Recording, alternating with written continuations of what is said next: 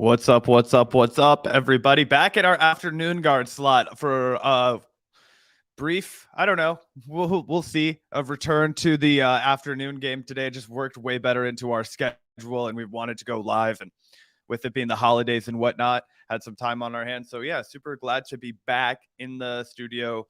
Lovely 2 o'clock in the afternoon. Anyway, how you doing today, Gavin? Did not have really much of an intro planned. I'm sorry to disappoint you guys. Oh, no problem at all, bro. Good to be back. Thanks so much, everyone, for tuning in so far. Make sure to hit that like button if you guys are just tuning in to the show. We're going to have an awesome show for you guys today. Some real spicy shit that we're excited to talk about that's been going down online over the last 24 hours. So we're super excited to break that down. We got some more Karen Kasparian. We got some interesting Matt Taibbi related controversy that I'm excited to get your opinion on, Zach, and some other news as well. So everyone sit tight. It's going to be an awesome show today. Super, super juicy in typical Vanguard fashion. And yeah, really excited to be back. Everyone hit that like button, like I said.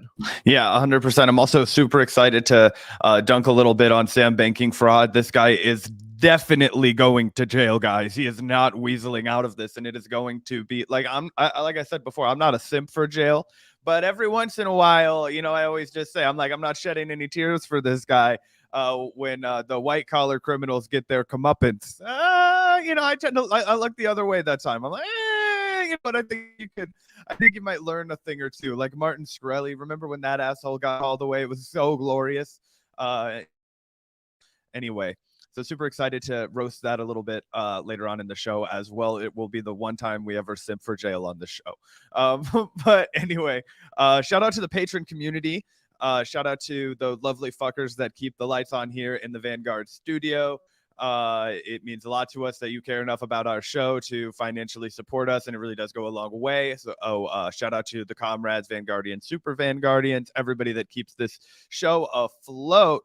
And Gavin, just so that we don't forget, you're the perfect guy to answer this question about cherry mash. Some random guy asked if we're near the cherry mash factory. You fucking love cherry mashes. Yeah, I was wondering what inspired that question. But yeah, I think it's somewhere in Missouri. It's definitely in Missouri. I don't know how close it is to Kansas City, where Zach and I live. But yes, cherry mash is a candy, a locally made candy from Missouri. And it's one of my all-time favorite sweets. A little bit more of an esoteric candy. Not everyone knows about it. But if you ever see them at a store, if you live in the area, pick one of those fuckers up. They're actually genuinely delicious, assuming you like cherry, which St. I Joe, do. by the way. St. Joe. That makes sense. St. Joe's kind of a cute little town. It's a fun little road trip. So, or not road trip. It's like an hour away, but you know what I'm saying.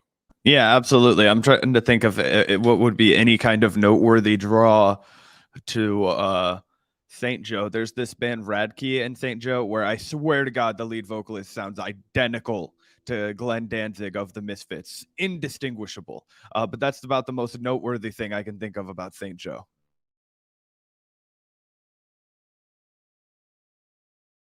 Gavin forgot how to use his microphone while he was on vacation. He really embraced the spirit of Nolans. It's a slippery slope down there with the molasses flows, and so does the bourbon. I hear, Jesus Christ, honey, my Lord, Jesus Christ.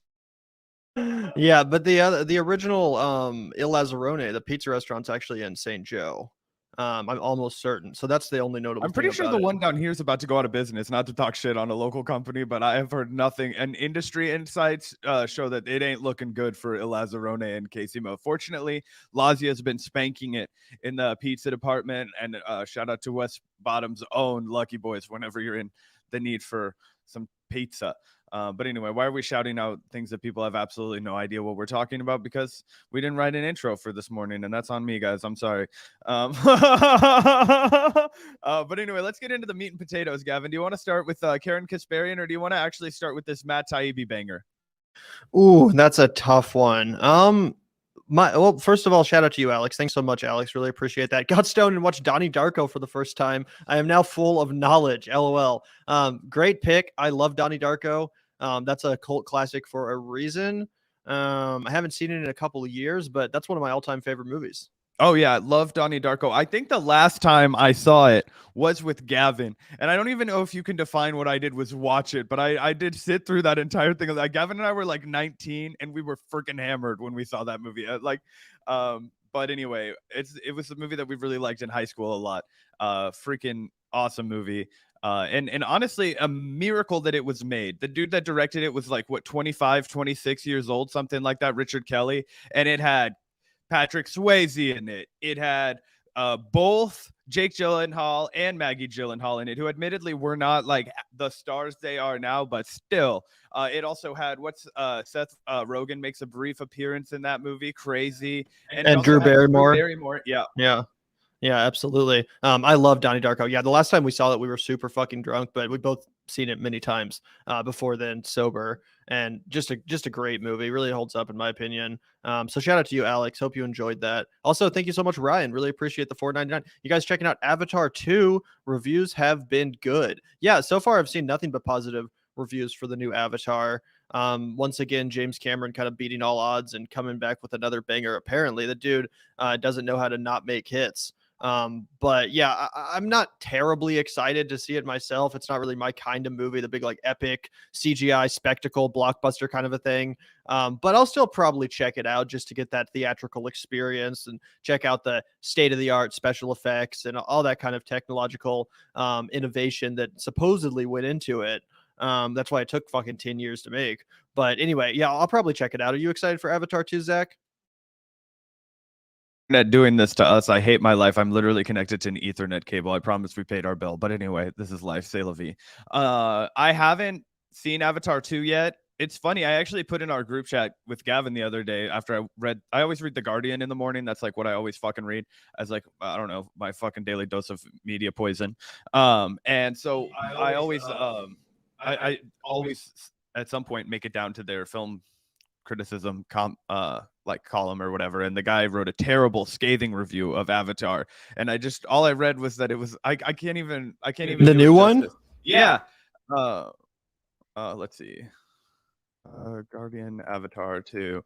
Let me just read this like little quick caption. This was all I'd seen when I put that in. I was like, oh, I don't want any spoilers, but I just read 13 years in the making. James Cameron's insipid, overlong follow-up to his sci-fi record breaker is a very expensive beached whale. And I was like, I don't even know if I'm gonna go see this. Fortunately, I've seen some people that I trust way more than the random ass fucking film reviewer at The Guardian, like David Ehrlich over at IndieWire. I don't always agree with him, but I think that by and large, he's like one of the definitive film critics of our time. Gavin doesn't like David Ehrlich. I like him a lot. I think he's a good. He gave The Last Jedi 5 stars and said it was the best Star Wars movie ever made and the only good one. Hey, I can pull up some Ebert quotes that are just downright damning too. That's a fucking L by any metric, admittedly, but I like David Ehrlich or whatever. I think he fucking loved it and was like, so I was like, maybe I'll give it the benefit of the doubt. We could say it's polarizing for sure. I think when I go see it, I'll be disappointed. I didn't just get off my ass and go see Top Gun in theaters for the like 1 million weeks that it was showing. I just was like, I watched it on an airplane, which was its own experience because the turbulence was really fucking bad. So I was like watching all of those like fucking, sequences while you're like kind of bobbing up and down, which was terrifying a little bit. But anyway, that's a little bit of a side tangent. Yeah, and here's the definitive critic of our time. 4.5 stars. This is the best Star Wars movie.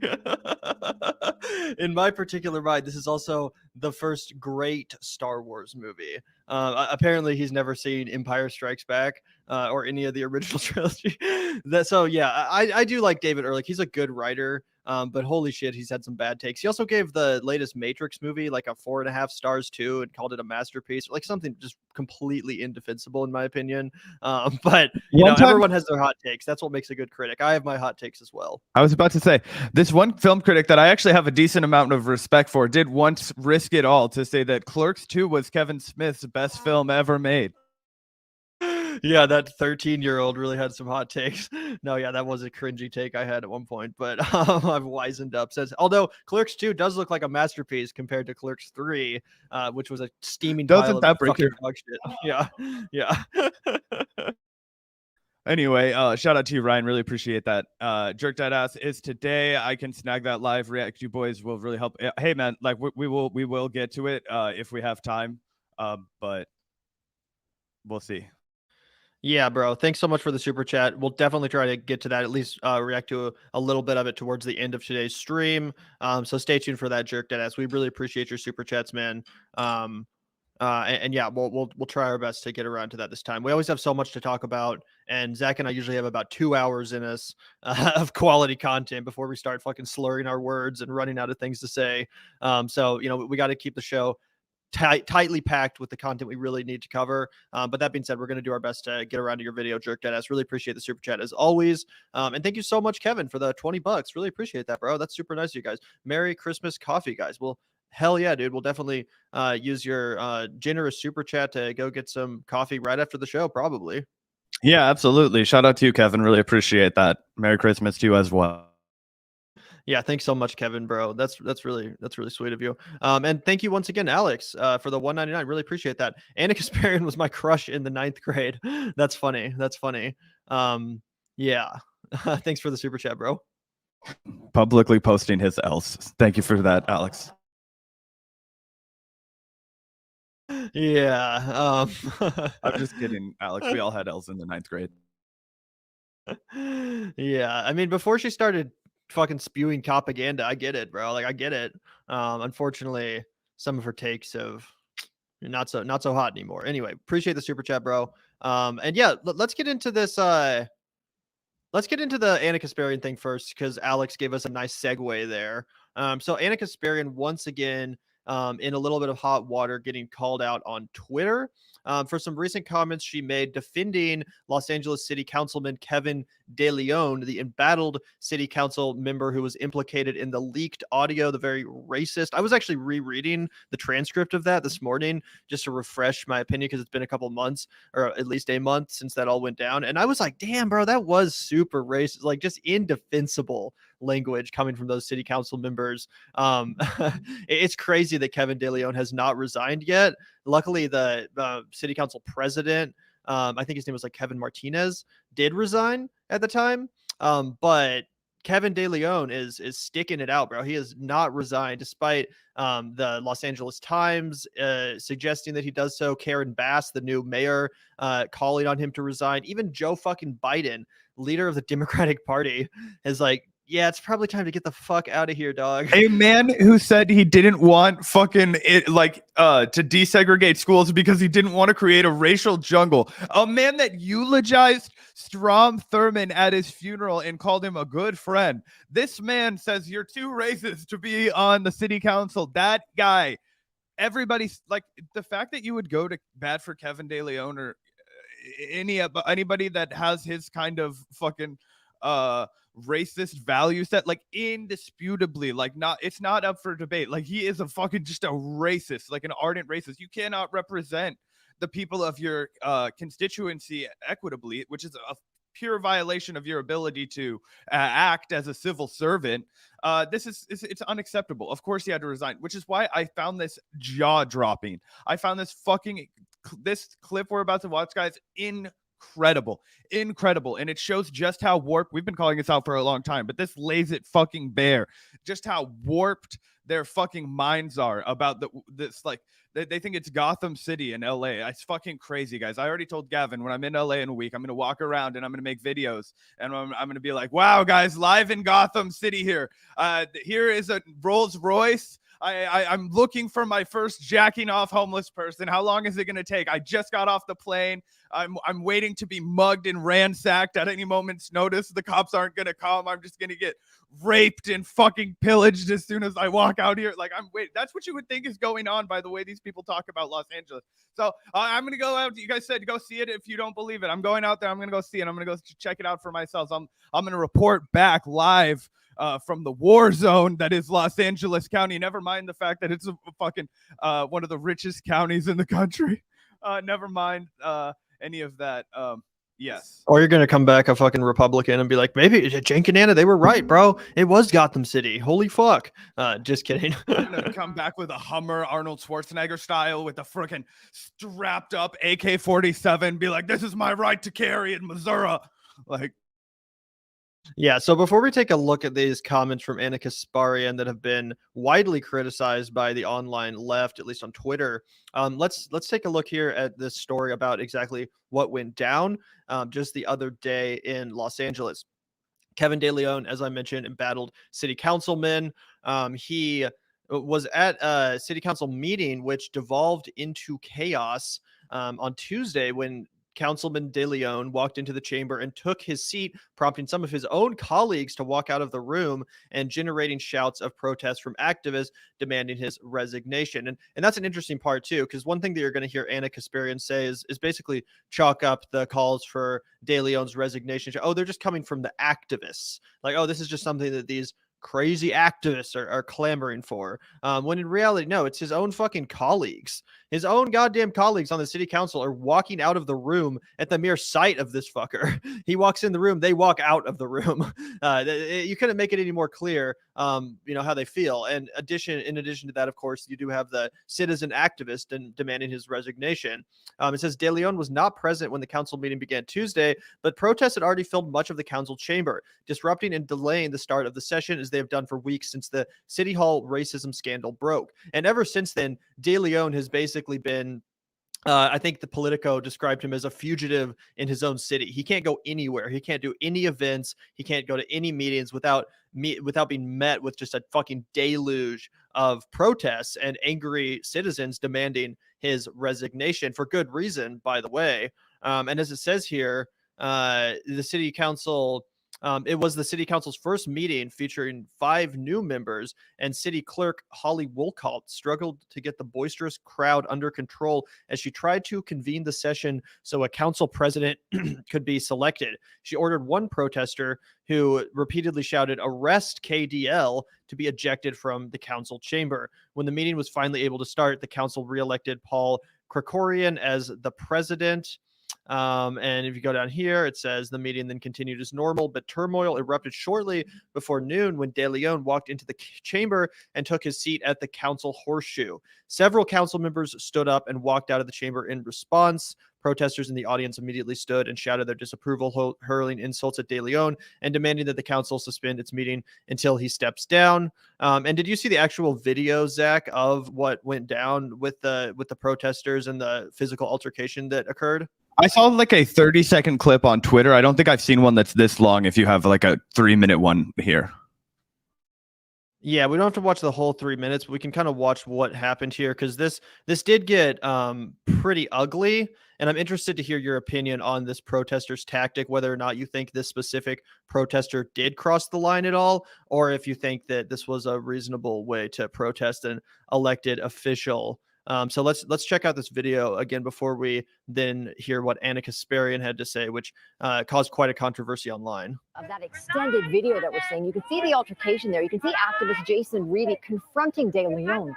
The councilman says several community members were trying to escort him out of the event after a group of activists had surrounded him. When they reached the doorway, the two men ended up in a physical altercation. De Leon says Reedy was the one who instigated the violence. When he headbutted me is when I grabbed him and I put him on the table. I held him on the table there for 1 second. Yeah, I'm watching for a headbutt. I didn't see a headbutt first time around, and that's the clip that I'd seen. I'd seen the one of them like fucking scrapping basically. When they this part over here is what I saw.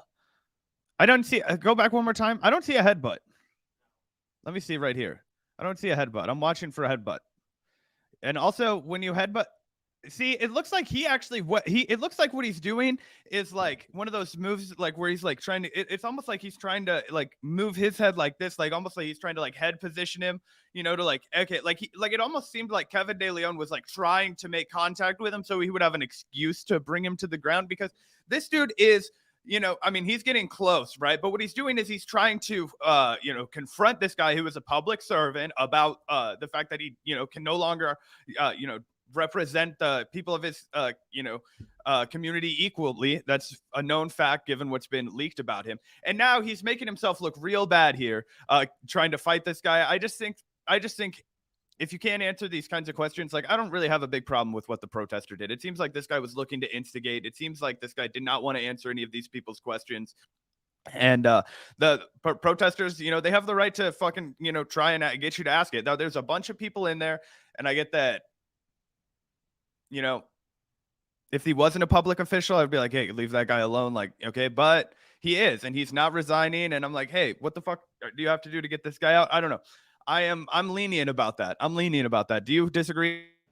I largely agree with what you're saying, Zach. As you can see here, this guy has his hands up. He's clearly like not trying to assault him. He's getting very close. I don't know if I would do that. You know, if I was protesting a Kansas City Council member, I don't know if I would get that close to anyone. But you know, clearly this guy was pissed off. And then yeah, it does look like it was actually Kevin de León, at least from this video, that really made this into a violent altercation.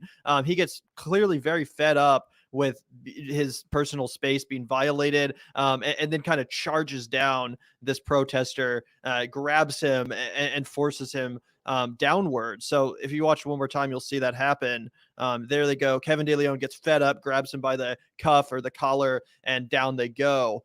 And that's when it really got violent, right? So there's the clip in question, and that's what people have been talking about, including on the Young Turks, which led to Anna Kasparian seemingly defending Kevin de León, not just specifically in the instance of this protest, but just in general, saying that, you know, Kevin de León, why would he resign, right?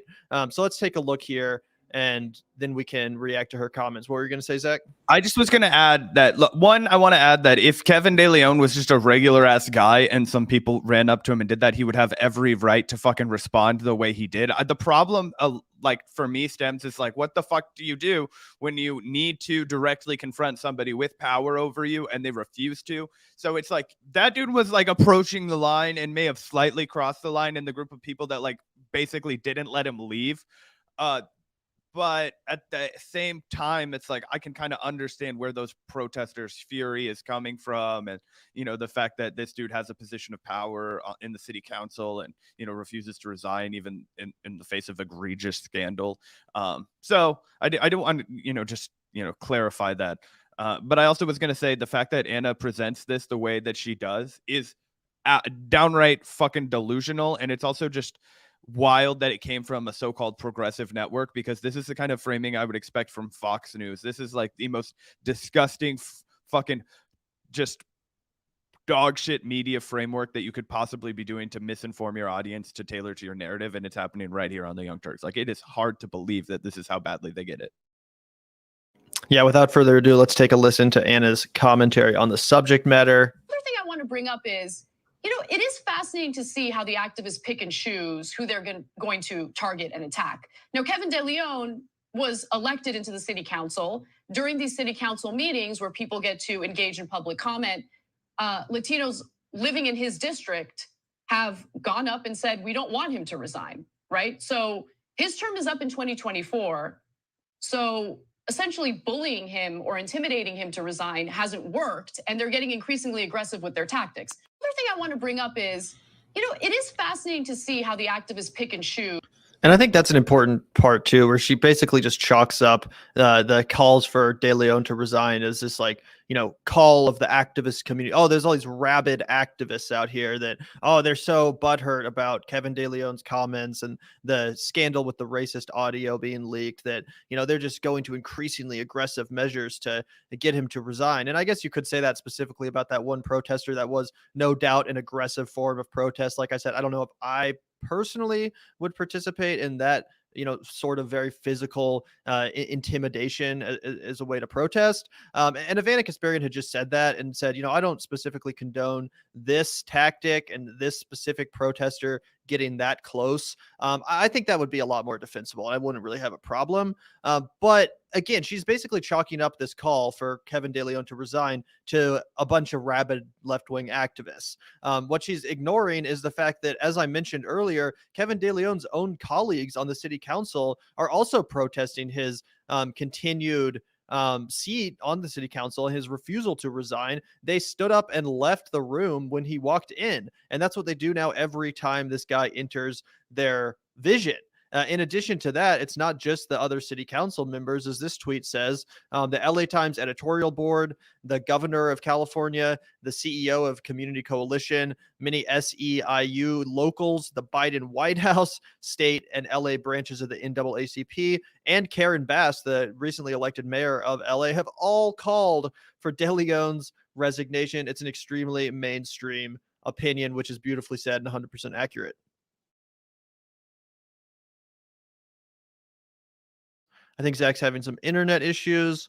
I'm not sure what's going on with that.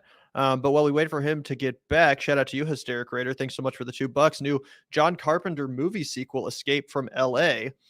Yeah, I heard that there might be a reboot coming of Escape from New York. I heard that they're tapped the directors of the recent Scream film to direct it, which is interesting. I can't say I'm a huge fan of that choice, but we'll see what happens. But yeah, I heard that it was going to be a reboot of Escape from New York, not a sequel. Oh, about Zach's LA LOL. Never mind, I'm stupid. Oh yeah, no, sorry guys. My fucking Ethernet cable got dislodged, and if we don't have Ethernet, then the fucking show runs like shit. So sorry, that's why I had to disappear and go back really quick. But yeah, that's what it'll be like, except live, reported at you from the Vanguard. And then and for a couple of people who are like, walk around this most dangerous street in Los Angeles. That's not the point here. Remember, Jenk said even up in his neighborhood in Beverly Hills, I've seen Hassan Piker's house. He's not living in fucking the most dangerous neighborhood in Los Angeles, and people are jerking outside everywhere. What if this happens to your mom? Everywhere is bulletproof. Everywhere that you don't pay, you just bring a brick and threaten people, and then they'll cut your hair or whatever he was talking about. Absolutely. So yeah, what was your take on Anna's comments, Zach? I kind of agree with you with what I don't really necessarily care if somebody disagrees that person overstepped the boundaries. Like, I am pro like bird dogging. I do think that, you can make your elected officials feel uncomfortable and deal with the severity of the situation to varying levels of a degree, but I'm not going to die on the hill that person didn't overstep a little bit with the sheer number of them, because it wasn't just one person like walking backwards, like following this person, which I would have no problem with. It was when it became like an entire mob that I do feel like you could, make the case that guy was Kevin de León was like threatened enough to respond physically. But what's fucking crazy is that she doesn't identify as that's the one thing that's like could be up for debate for a leftist. She goes headfirst into acting like it's a fringe issue, like there's some weird side cabal of leftists that want this guy to resign, and like, oh, they're just being crazy, when like, no, it's literally the White House, it's literally every mainstream politician in California. They've all called on Kevin de León to resign, and your willful ignorance towards this can't be real. It can't be honest. Like, you have to understand. Like, I guarantee you, she already knew about that. She had to know already. She literally lives in Los Angeles. Gavin and I know all about this, and we live in fucking Kansas City, Missouri, right? Like, this was national news. So to not even bring that up, to not talk about this guy as if he was like a fucking ardent, publicly recognized racist, somebody who shares like deep down their feelings about the other communities of color, and I get it, the dude is also Hispanic. That doesn't mean that he gets you can also be racist. You could be racist if you're anybody, right? And that guy made that fucking clear in that video. It's unmistakable, or the audio, or whatever what I'm talking about. So it's really not up for discussion, and it's just embarrassing and pathetic that they are so desperate to portray the left as like radical crazies in LA who just want crime everywhere, that they're willing to pretend that Kevin de León is somehow a victim. Like, give me a break. That guy is not a victim. He's a selfish piece of shit, and he's a racist. And so why are you telling your audience to be all sympathetic towards him while you're also pretending to be a banner of like a beacon of progressive politics? Like, it's fucking ridiculous. It's super absurd. And like I said before, it's the kind of framework that I would be, less surprised. I would expect to see more of on Fox News or One America News Network or something like that. You know what I'm saying?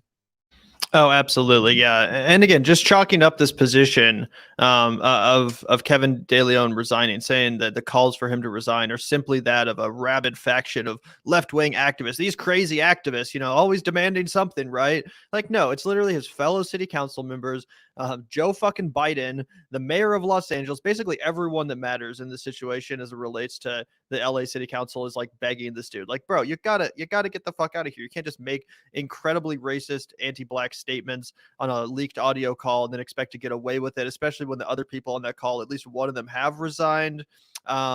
So yeah, I think he needs to go. And again, I wouldn't specifically get that close to any elected official that I was protesting.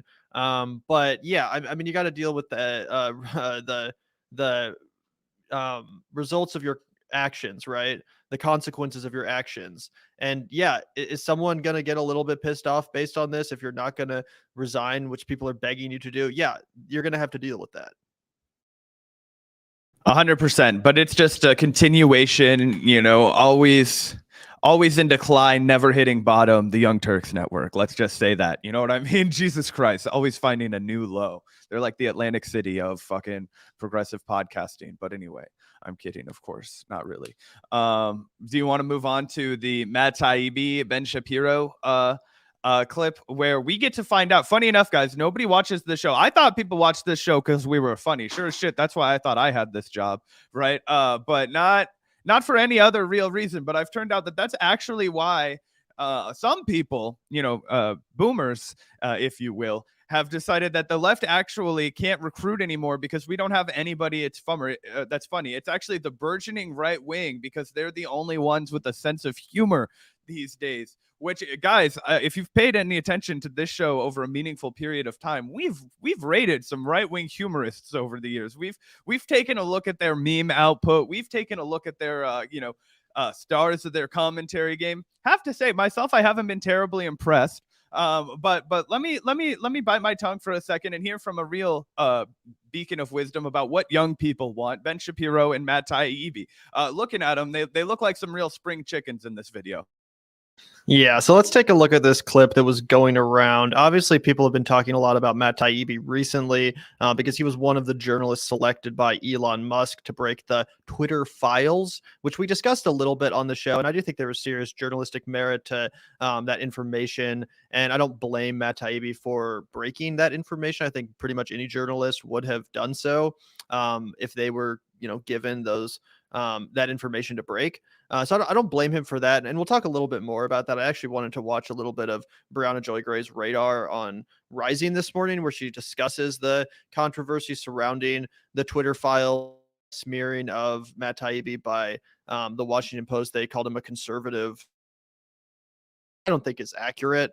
But that being said, I did think that this clip was very, very cringy. And that's the thing about Matt Taibbi. No one's advocating for Matt Taibbi to be canceled. I don't even necessarily think it's fair to call him a conservative. But that being said, regardless of your political ideology and regardless of the value of your work, which I do think there's a lot of value to a lot of Matt Taibbi's journalism. That doesn't mean we can't call a spade and acknowledge when something is cringy when it's cringy. And I think that's exactly what happened here. I found this clip to be pretty hard to watch, very, very cringe. And again, we can call that out. We can talk about it. It's not a smear to say this is cringe as fuck. I was growing up, there would have been no thought at all of conservatism as an attractive ideology for a young person. Like that was completely out of the realm of possibility. But now I think you see it very significantly with something like humor.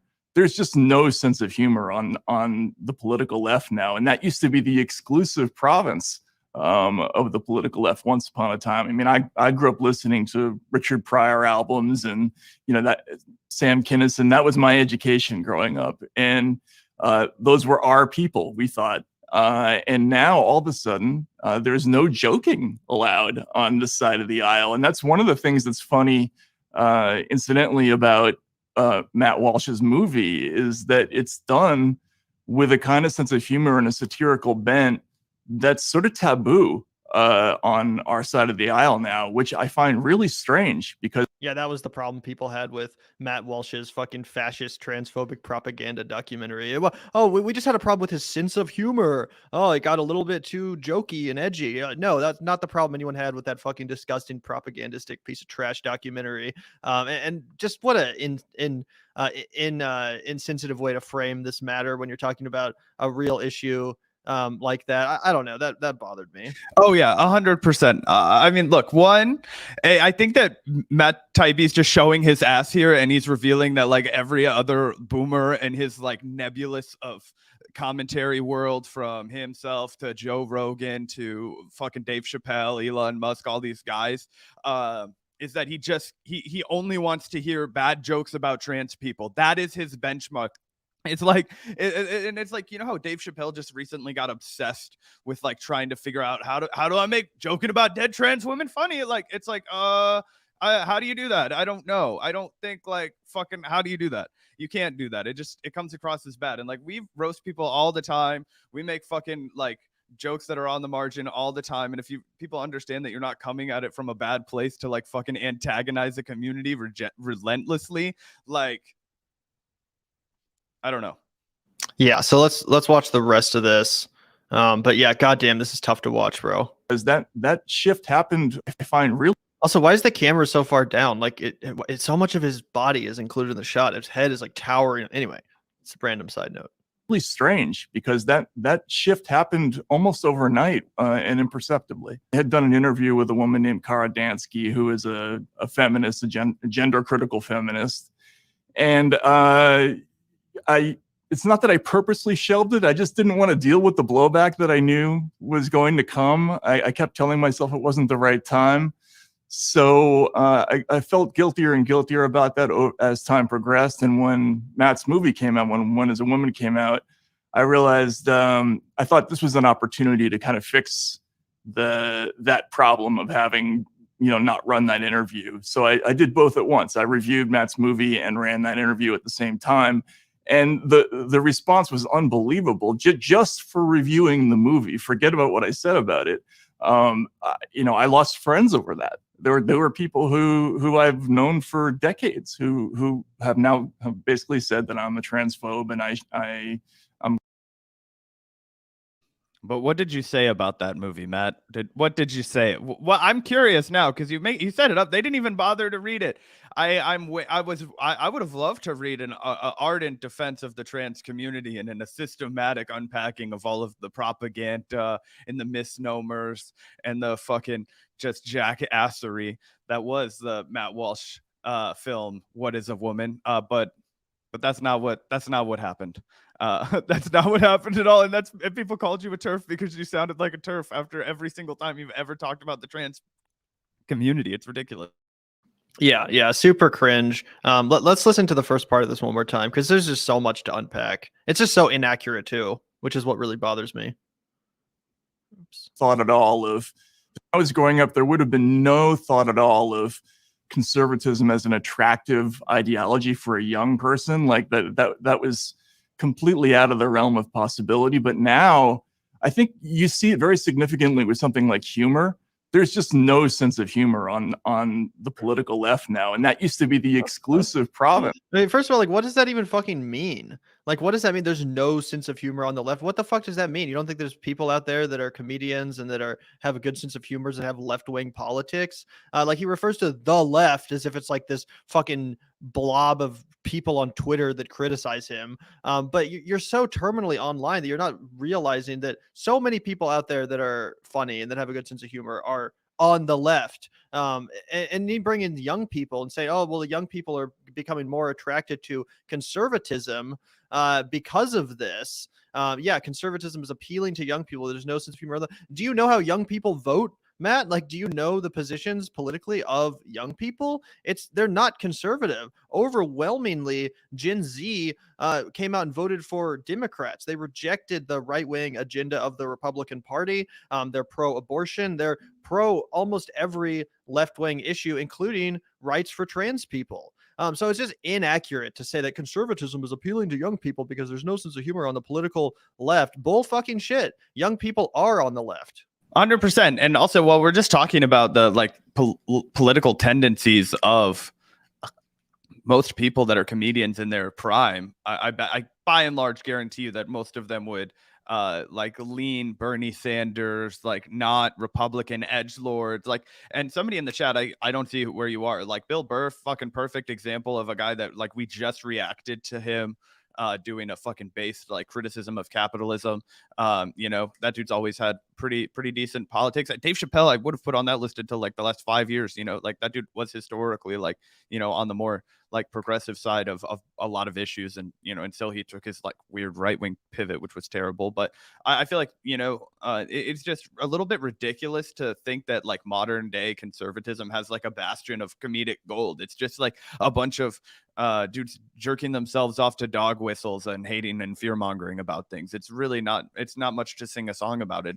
It is literally the exact same thing that he bemoans in liberal circles that we also bemoan in liberal circles, which is when they're like have that like Amy Schumer, like what's that lady's name, like Lena Dunham style, like, oh my God, let's roast Donald Trump like a million times. And it's like, yeah, Donald Trump is funny enough on his own. It's really hard to add much to that commentary. And if you do, like, you have to at least concede that like the dude is fucking hilarious to laugh at, you know, for sure. But they're like, that's normalizing Trump now, you know, that kind of like holier than thou, but I'm still a rich white liberal kind of behavior is exactly what he thinks is like the embodiment of all left comedy, which just shows how removed he is from anybody that's an actual young person's like day-to-day life. Like I feel like that apparently the only young people that like cross Matt Taibbi's radar are like the worst examples of the like humor and sensibilities of like the average young person, because the average young person sensibility is for comedy is almost 100% rooted in their left-wing understanding of the world. It's like roasting the United States lineage. It's like all of our traditions, our history, the lies that we've all been peddled, that the internet has, growing up with the internet, has revealed to us. Like that's the bedrock for our entire sense of humor. Like he can't understand that the other bedrock for our sense of humor is the fact that we know we're all going to die on this hurling rock through outer space that we've decided to destroy with carbon emissions, right? Like the nihilism and the like just the existentialism of growing up on an online in a time of like massive uncertainty that formed our entire comedic understanding is like so foreign to this guy because he's out of touch, right? And he's showing his ass here. But with the confidence that he says is, it's like, actually they're going to be driven to the right wing because that's what I've been driven to as an old man who doesn't really care about these like social problems that these kids keep trying to tell me about anymore, has been driven to, which is such piss poor analysis from a guy that usually delivers, you know, some pretty thought provoking stuff like Matt Taibbi does. Never expect anything but from Ben Shapiro, but he doesn't even get a word, and you could just tell by his expressions. Like, you know, I don't know. Ben Shapiro is such a nut. Absolutely. And thank you so much, Alex, for the $9.99. Outside of you guys and old Kyle Kalinske. Hey, Kyle's still pretty funny, man. Kyle still has some bangers. I always crack up when I'm listening to secular talk videos. Anyway, the left does have a humor problem, but defending Matt Walsh's fascist movie is cringe. Yes, it most certainly is cringe to defend that transphobic trash propaganda.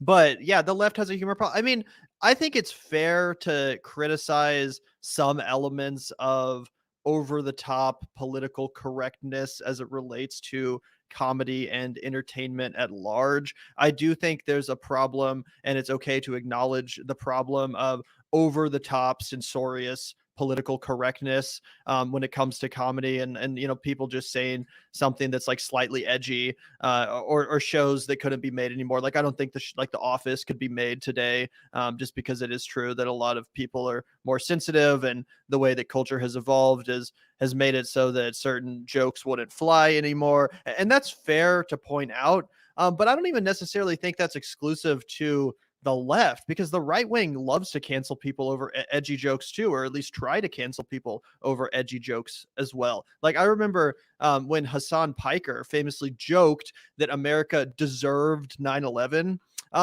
The right wing was out here pearl clutching like nobody's business. They were doing like fucking Fox News segments about it. Tucker Carlson's in a fucking rage. He said that America deserves fucking 9/11 and that the victims deserve to die, and like all this insane pearl clutching, when again it was obviously a joke. Another example that comes to mind of the right wing being equally censorious and equally willing to clutch their fucking pearls. This is an example that relates specifically to Ben Shapiro and got the panties of the right wing all up in a twist. Let's take a look here at Ethan Klein, who's also a pretty funny guy who's on the left. And here's Andy No tweeting this out, trying to get Ethan canceled. And Ethan Klein, by the way, is a Jewish person himself. This joke would be fucked up if he wasn't Jewish, but yeah. If you don't know and you just read that headline, you're gonna. But yeah, Ethan Klein, as a Jewish man, made this joke. I was just gonna say, if there's another Holocaust and people start rounding up the Jews, I just say if they start rounding up the Jews again, I hope Ben gets gassed first. I was just gonna say, Yeah. So, go ahead, bro. That is a very, very horrible thing to say, and that is super fucked up. But you have to admit, right? Like, if you're gonna be the guy that defends like the most like egregious kind of fucked up comedy, like I you watched my reaction, right? Like, oh, it's hard not to laugh when somebody says some shit like that. It reminds me, and Joe Rogan used to lean on this one a lot, like just like things that are inherently not funny, but if you're a comedian, you can say them and then they become funny. And he talked about Sam Kinison and stuff. Sam Kinison had this hilarious fucking bit. Like, if you watch him, like, you will laugh. Like, just the way he sells it to you, you will laugh. But it's not funny if you think about it, because it's the horrible people suffering, right? Like, he talks about all the starving children in Africa, right? And he's like, hello, why don't you go where the fucking food is? No, these people are starving in Africa. Get up here on your fucking ass and move. Like, of course it's not funny, and there's like socioeconomic restrictions, right? But for a guy in 1975 that's like making jokes, like, people were laughing, and it's like, that's not funny. But yeah, anyway, that's another example that's a little less fucking incendiary than the one that Gavin put up. That's also a funny joke. But yeah, the right wing is hella censorious. They're just as willing to fucking pearl clutch as the left. You see it over. Go fucking make a joke about the troops to a person on the right, or start talking shit on God and Christianity. They will melt like a fucking snowman in Arizona. Like, it's crazy how censorious the right wing can get. And the fact that they turn around and act like, oh, the left is this fucking woke mob of Orwell, like, this is 1984 all over again. Every time someone points out that, like, that joke was kind of fucked up, or right. It's just stupid. It's reductive and it's inaccurate. And it really is a bummer to see someone like Matt Taibbi just leaning into that's very like Bill Maher-esque understanding of the left. Really, really, really unfortunate framing, if you ask me. Yeah. I think it's just a byproduct of both growing older and then realizing that, like, all of your like biggest critics that are operating in any kind of good faith are young people, right? Like Gavin and I've read like basically every book that Matt Taibbi's ever written outside of the like really, really early ones. I've read like Spanking, The Donkey, Onward, right? And I'm a big fan of his work. Still think that he's had some amazing output. Griftopia, I've read 3 or 4 times to try and get like a really solid grasp on what happened in 2008. Book. He's written a ton of good stuff. But I wasn't gonna like. What am I gonna do? Pretend I don't have a massive disagreement with the guy here on this? Do I pretend that I don't think that this is like a little bit fucking uncalled for? Like, you're praising this like horseshit piece of like fucking cinema. That's just literally propaganda. That's all it is. It's like a propaganda piece, right? And all kinds of stuff that you think that the left isn't funny anymore. I mean, that's just ridiculous. It just shows that you've lost your sense of humor.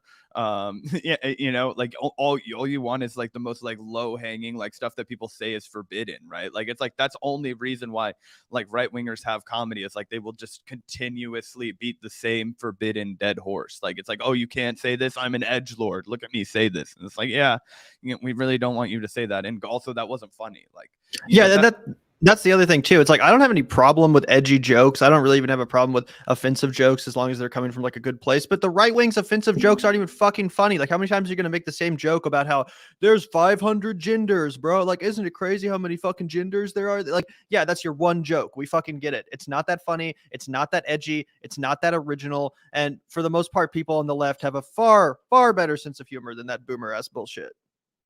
100%. 100%. So anyway, I just think that's a new low also for Matt there. That's just like, you're showing your ass, you're showing your age, you're showing that you've pretty out of touch now. You've abandoned the audience of anybody that's like, younger than 27, probably, with that kind of, unless their identity is, look at how much mature I am. Those people are annoying, and probably the only people that I think Matt Walsh and Matt Taibbi probably get to spend much time with, right, are just the like people that have absolutely no clout or just familiarity with the culture of their own generation. And I guess I don't either, but here we are. So shout out to you, Bruce, for the super chat. And it's a real bummer that that's 100% accurate. Absolutely. Yeah. Thanks so much, Bruce. And again, I agree with what you're saying, Zach. Matt Taibbi's done a ton of great work. I still have a lot of respect for his journalism. I'm not saying we should fucking cancel the guy and ban him from the public square and fucking tar him and feather him. No, he had a cringy take and we're reacting to it. That's our fucking job. We're going to give our opinion, and when someone starts posting cringe, we're going to be here to report on it. Either way, thank you, Bruce, for the 199. Really appreciate that. I think you're 100% correct. And the fact that he did it on Ben Shapiro's platform. Like, it's not like he was talking to a fellow leftist and he was like, you know, I think maybe our issue with tone policing could lead to young people abandoning the left. No, he was on a fucking right-wing propaganda show speaking to a right-wing audience and confirming their incorrect notions about the sense of humor of the left. So that's also... He did the reverse Dixie Chicks, bro. Exactly. Anyway, thanks so much, Bruce. Really appreciate that. And also thank you, Victor. IDK, a lot of the left today reminds me of early 2000s moral majority, very insufferable tone police type people, but conservatives suck too. I agree that the moral or the insufferable tone policing stuff is annoying. I just think it happens on the right wing too. Again, they have their sacred cows, and people on the left have their sacred cows. But yeah, I mean, try making jokes about the fucking troops or about Christianity or about any number of the sacred cows that are held by the right wing in this country, and I think absolutely you're going to see a similar reaction. But that being said, I do agree that in the instances where you do see tone policing and pearl clutching and the over enforcement of political correctness on comedy, I also agree that that is annoying. You're not going to hear me denying that or disagreeing with that. And if Matt Taibbi had just kind of left it at that, I don't think we'd even have much to talk about here. I mean, yeah, that's true. But I mean, even if I look at people who like politically, like I don't agree with, right, but they're making good comedy, like Russell Brand's stand-up, at least in the past, has been like pretty damn good. That dude's not like a right winger. I'm trying to think of anybody that has like hardcore right wing beliefs that is a world famous stand-up. I don't think that there are any. I'm trying to think of a few. Like, you probably have to go back a long time to find like these, like, you know what I mean? Like, I don't remember any Trumpers coming out of the like any like fucking big comedians that were like, yeah, I'm with this guy. Like, I think Tim Dillon would probably be the like biggest, like closest guy, but even he has a lot of like more like some quasi left wing sensibilities, or at least enough for him to relate with like younger modern audiences. But like, I'm trying to think of anybody that is like massively successful as a comedian that is a right winger. Although I will concede that, yeah, sometimes there's like we always bemoan on the Vanguard the fact that there's no like fucking stoner comedies anymore, or no raunch coms anymore that are any good. And I think it's just because studios are afraid that audiences couldn't have it. But I think that we could. It's just, you have to understand, if you're making jokes about people, like maybe you don't make those jokes about people if there's like nobody at all from that culture present to be, not that you need a token from somebody, but it's like, hey, maybe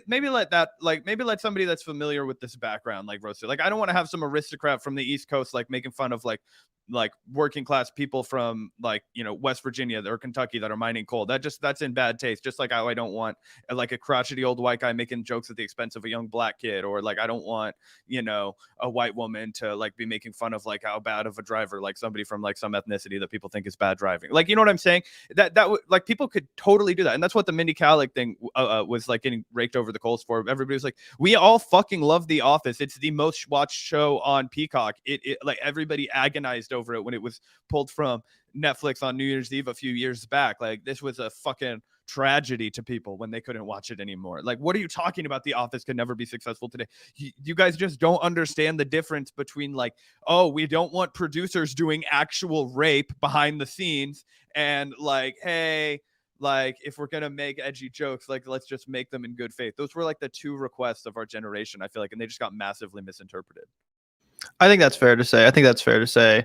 Yeah. So really appreciate that, Victor. And once again, thank you for the 199. Y'all are the exception, not the rule on the left. Well, again, it's like, what do you even mean by the left? Like, it's not like there's the left. Like, a lot of people have a lot of different opinions on political matters, I would wager that plenty of comics and people with good senses of humor and people that can tolerate politically incorrect or edgy humor have left-wing positions.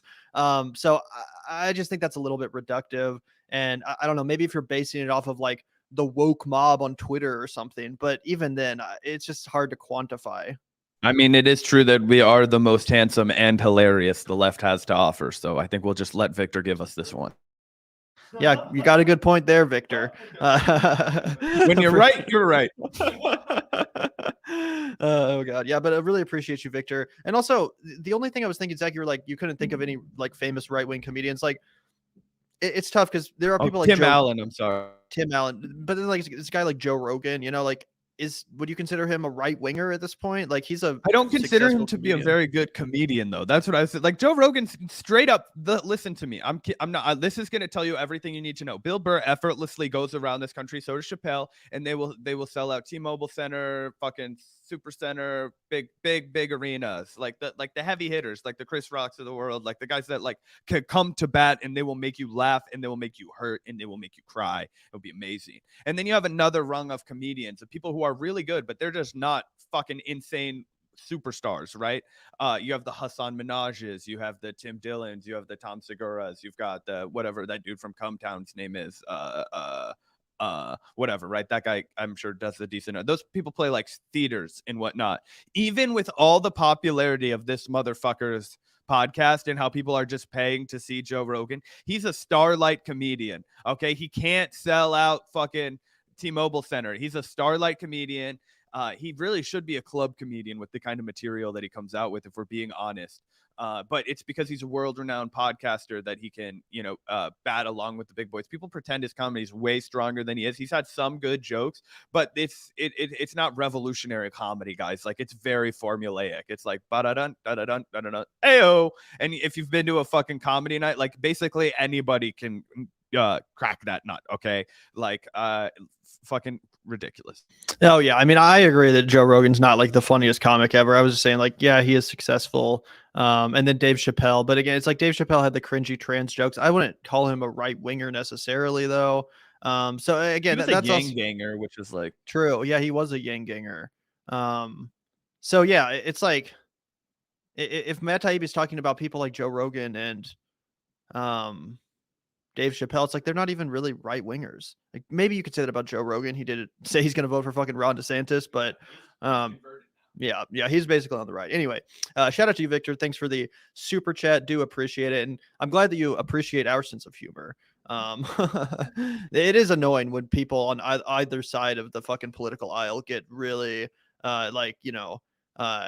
just up their ass about that shit. Like, I do think that can be annoying as fuck. But again, the right wing does that too. Like, put a fucking black person in a Lord of the Rings show and see how they fucking react. Or like, put a gay character in a Pixar movie. They have their sacred cows too, and they're going, oh, like, and they're way fucking worse. Ours are all about like fucking uplifting people, about making sure that minorities aren't fucking discriminated against. And they're like, I saw a black guy. Like, are you fucking kidding me? It's 2022. Jesus Christ. Exactly. So thank you so much, Victor. Do appreciate it. And thank you, Mariposa. Really appreciate the $9.99. Tired of transphobia and being a ping pong for right wingers. I'm literally asked to write music about trans resilience in the face of a constant threat of violence. I'd rather us not have to be resilient.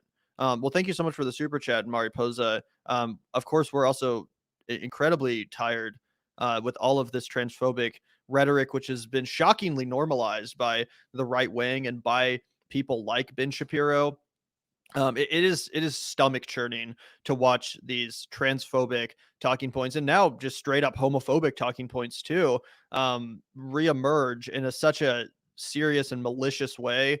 So shout out to you, Mariposa. I would also rather your community not have to be resilient. It's really unfortunate that, again, this rhetoric has become so mainstream. Yeah, absolutely. Shout out to you, Mariposa. Our thoughts are always with you. Yeah, I mean, I don't know. It's just a new day, new, scapegoat for people who are unhappy, right? And that's what's frustrating about all of this. It's like, why do you have to make your fucking jokes with the punchline being the most marginalized people? Because you don't care about them. And that's why I have a problem with those kinds of punchlines. And if that means that like you're completely out of ideas then because you can't like punch down at trans people, like that makes me question what's going on in your old noggin up there. It's like you could be the most brilliant comedian in the world, but you're fresh out of ideas because you can't, like, people don't want you to joke about like the most victimized people in this fucking country, like, oh, dead trans women. Like, I'm not trying to laugh about that. Right. And if you want to talk about like the Dave Chappelle shit, like he was barely even joking. Like when he went on that transphobic tirade up on stage that or at the Netflix special that so many people were upset by, like, I'm Team Turf. Yeah, I'm on Team Turf. Like, oh, you throw a pity party for fucking J.K. Rowling and then end it with saying, well, I guess that I'm on Team Turf. It's like, I'm not on Team Turf. So fuck you. Like, it's not fun. What's the punchline? What exactly is the punchline? I don't have a problem. If you want to write a funny joke that involves trans people, it shouldn't be like totally off limits. Like, I'm sure there's a funny joke to be written about the trans community. I'm not opposed to that happening. I'm not like trying to tone police. But again, most of the right-wing humor as it relates to the subject matter is not insightful. It's not original. It's just like, oh, the kids these days think they have more fucking genders than they have brain cells. Like, oh, zinger. Like, it's not fucking funny. It's funny because that's the perfect example of like what a like right-wing piece of comedy would be. Fucking anyway, it's very low-hanging fruit. You know, not too many brain cells to spare on those folks anyway. So shout out to you, Mariposa. Appreciate you tuning in as always. Let's see, we have a few more on deck. Like the South Park guys are libertarians. Yeah, those guys are libertarians, but leave me alone in the room for like 3 hours with Matt and Trey, and I'll get them to vote for a guy like Bernie Sanders. That would be our middle ground. I think those guys could be talked into being Bernie Sanders guys over like Joe Jorgensen guys. I mean, they seem like, part of what made South Park appealing was that they had that like worst mouths and no fucking bridge or like no line they wouldn't cross or anything, but they did have like morals deep down. Like it wasn't like necessarily supposed to be like really mean and hateful. Like that wasn't the point. The point was to be like shocking in a good way. And I'm gonna be honest, this is another example of like proving the left still has a decent sense of humor. Like you obviously, like that's an example of the truth. Like you couldn't make seasons 1 through 5 or 6 of South Park again today. I don't think they've really fucking crossed some lines during the first couple of seasons. But if you watch it now, like there's no denying that it's funny. It's fucking comedic gold. So, you know, anyway, maybe those guys are the closest that the conservative movement has to comedians. But I think a better face for the kind of comedy they do is the Tim Allen kind of stuff. Yeah, I'm a big fan of South Park, and I definitely wouldn't call those guys right wingers. They're definitely unorthodox politically, but no, they're definitely not right wingers. They certainly have some libertarian values. But yeah, South Park was brilliant, especially in its early days. First 13, 14 seasons are pure gold. And that is an example, admittedly, of something that you could not make today, in my opinion. I do not think you could air those first 10 seasons of South Park. Yeah. Yeah, that is unfortunate, and I do love South Park. But thank you so much, Alex, for the $1.99. Really appreciate it.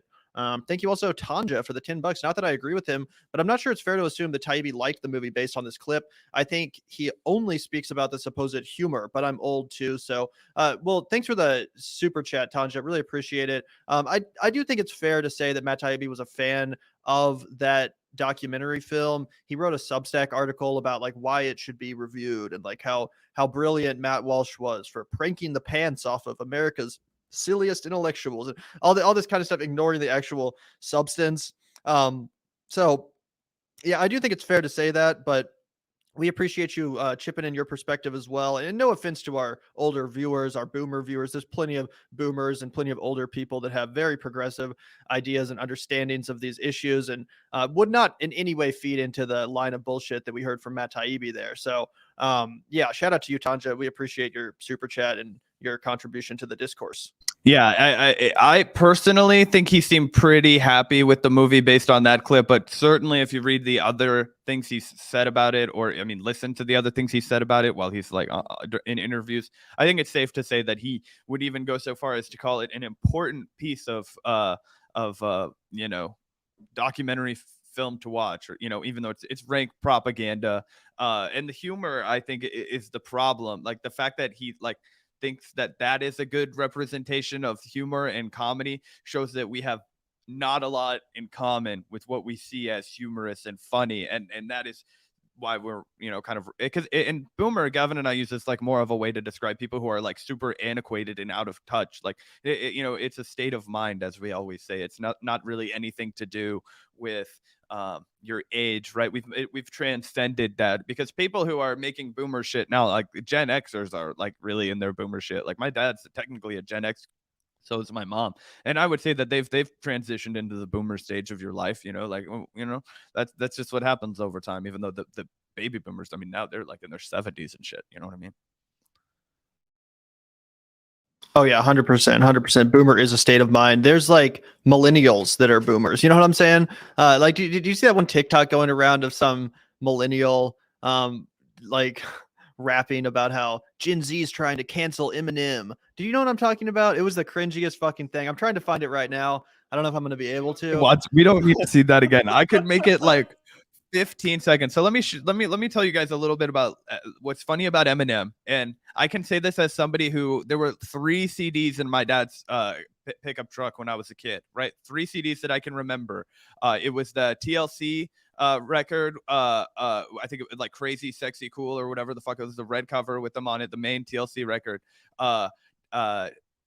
Devil Without a Cause by Kid Rock, the fucking Red Kid Rock album, and then the Marshall Mathers LP by Eminem. And I remember, I probably know the words to like all of those records, but the Marshall Mathers LP is a great record, and I'll go to bat for it. And I don't think any Gen Z with taste would tell you that it's a bad record. He was definitely picking up where Biggie left off with the narrative building and having multiple characters on your rhyme schemes and all that. But he was still hella innovating, and he had a really unique perspective, dude. 100% he did, and he embraced it. And while he was saying some shit that you would not want to hear from somebody today, he was taking some, you know, liberties about, like, you know, how he wove his personal life into his songs in a really like outspoken way that was groundbreaking and shocking for the time and whatnot. But then he just fell off so fucking hard. So what most people know who are our age of Eminem is just this dog shit output that he put out from like 05 to like now, and it's all basically unlistenable. It's so bad. It's literally so bad now. That it makes the shit that he was doing in the early aughts, in the late 90s, look like it came from some other rapper. Like, he is so far divorced from anything cutting edge. Like, he only has this like artillery style flow on every single fucking song for 15 years. So that's why people hate him now, who are our generation. They're not trying to like cancel him, and that is a hilariously bad boomer take. Should we watch it? Yeah, we have it's only 30 seconds. Yeah. So yeah, here's an example of a millennial being boomer as fuck, just to prove my point that you don't actually have to be a boomer to have some boomer ass bullshit talking points. Whenever you start talking about like the younger generation is doing this or the younger generation is doing that, and they're trying to cancel this, like, all right, bro, let's chill. Anyway, this is the cringiest goddamn thing in the entire world. What?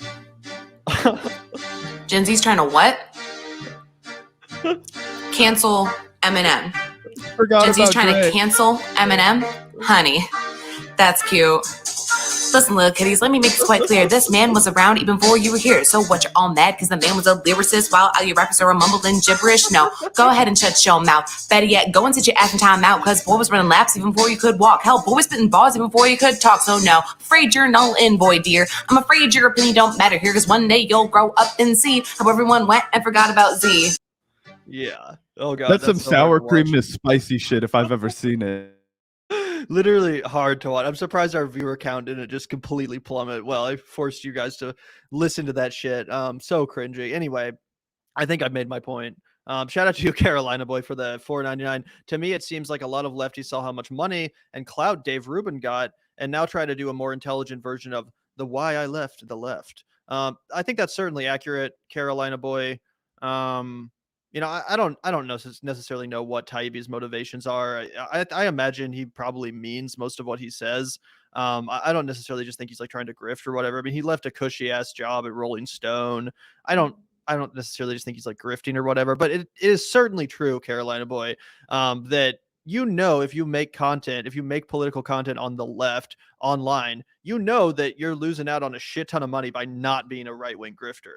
And that, you know, that at any point, maybe if I just started leaning into these talking points and started courting this demographic, I would see my fucking income quadruple or quintuple, like straight up. There's so many more people online that are right wing as far as the audience goes, like on YouTube, for example, or whatever. So, I mean, that has to be a thought in the back of everyone's mind. And even if it's subconscious, I definitely do think that affects the way people evolve politically in some instances.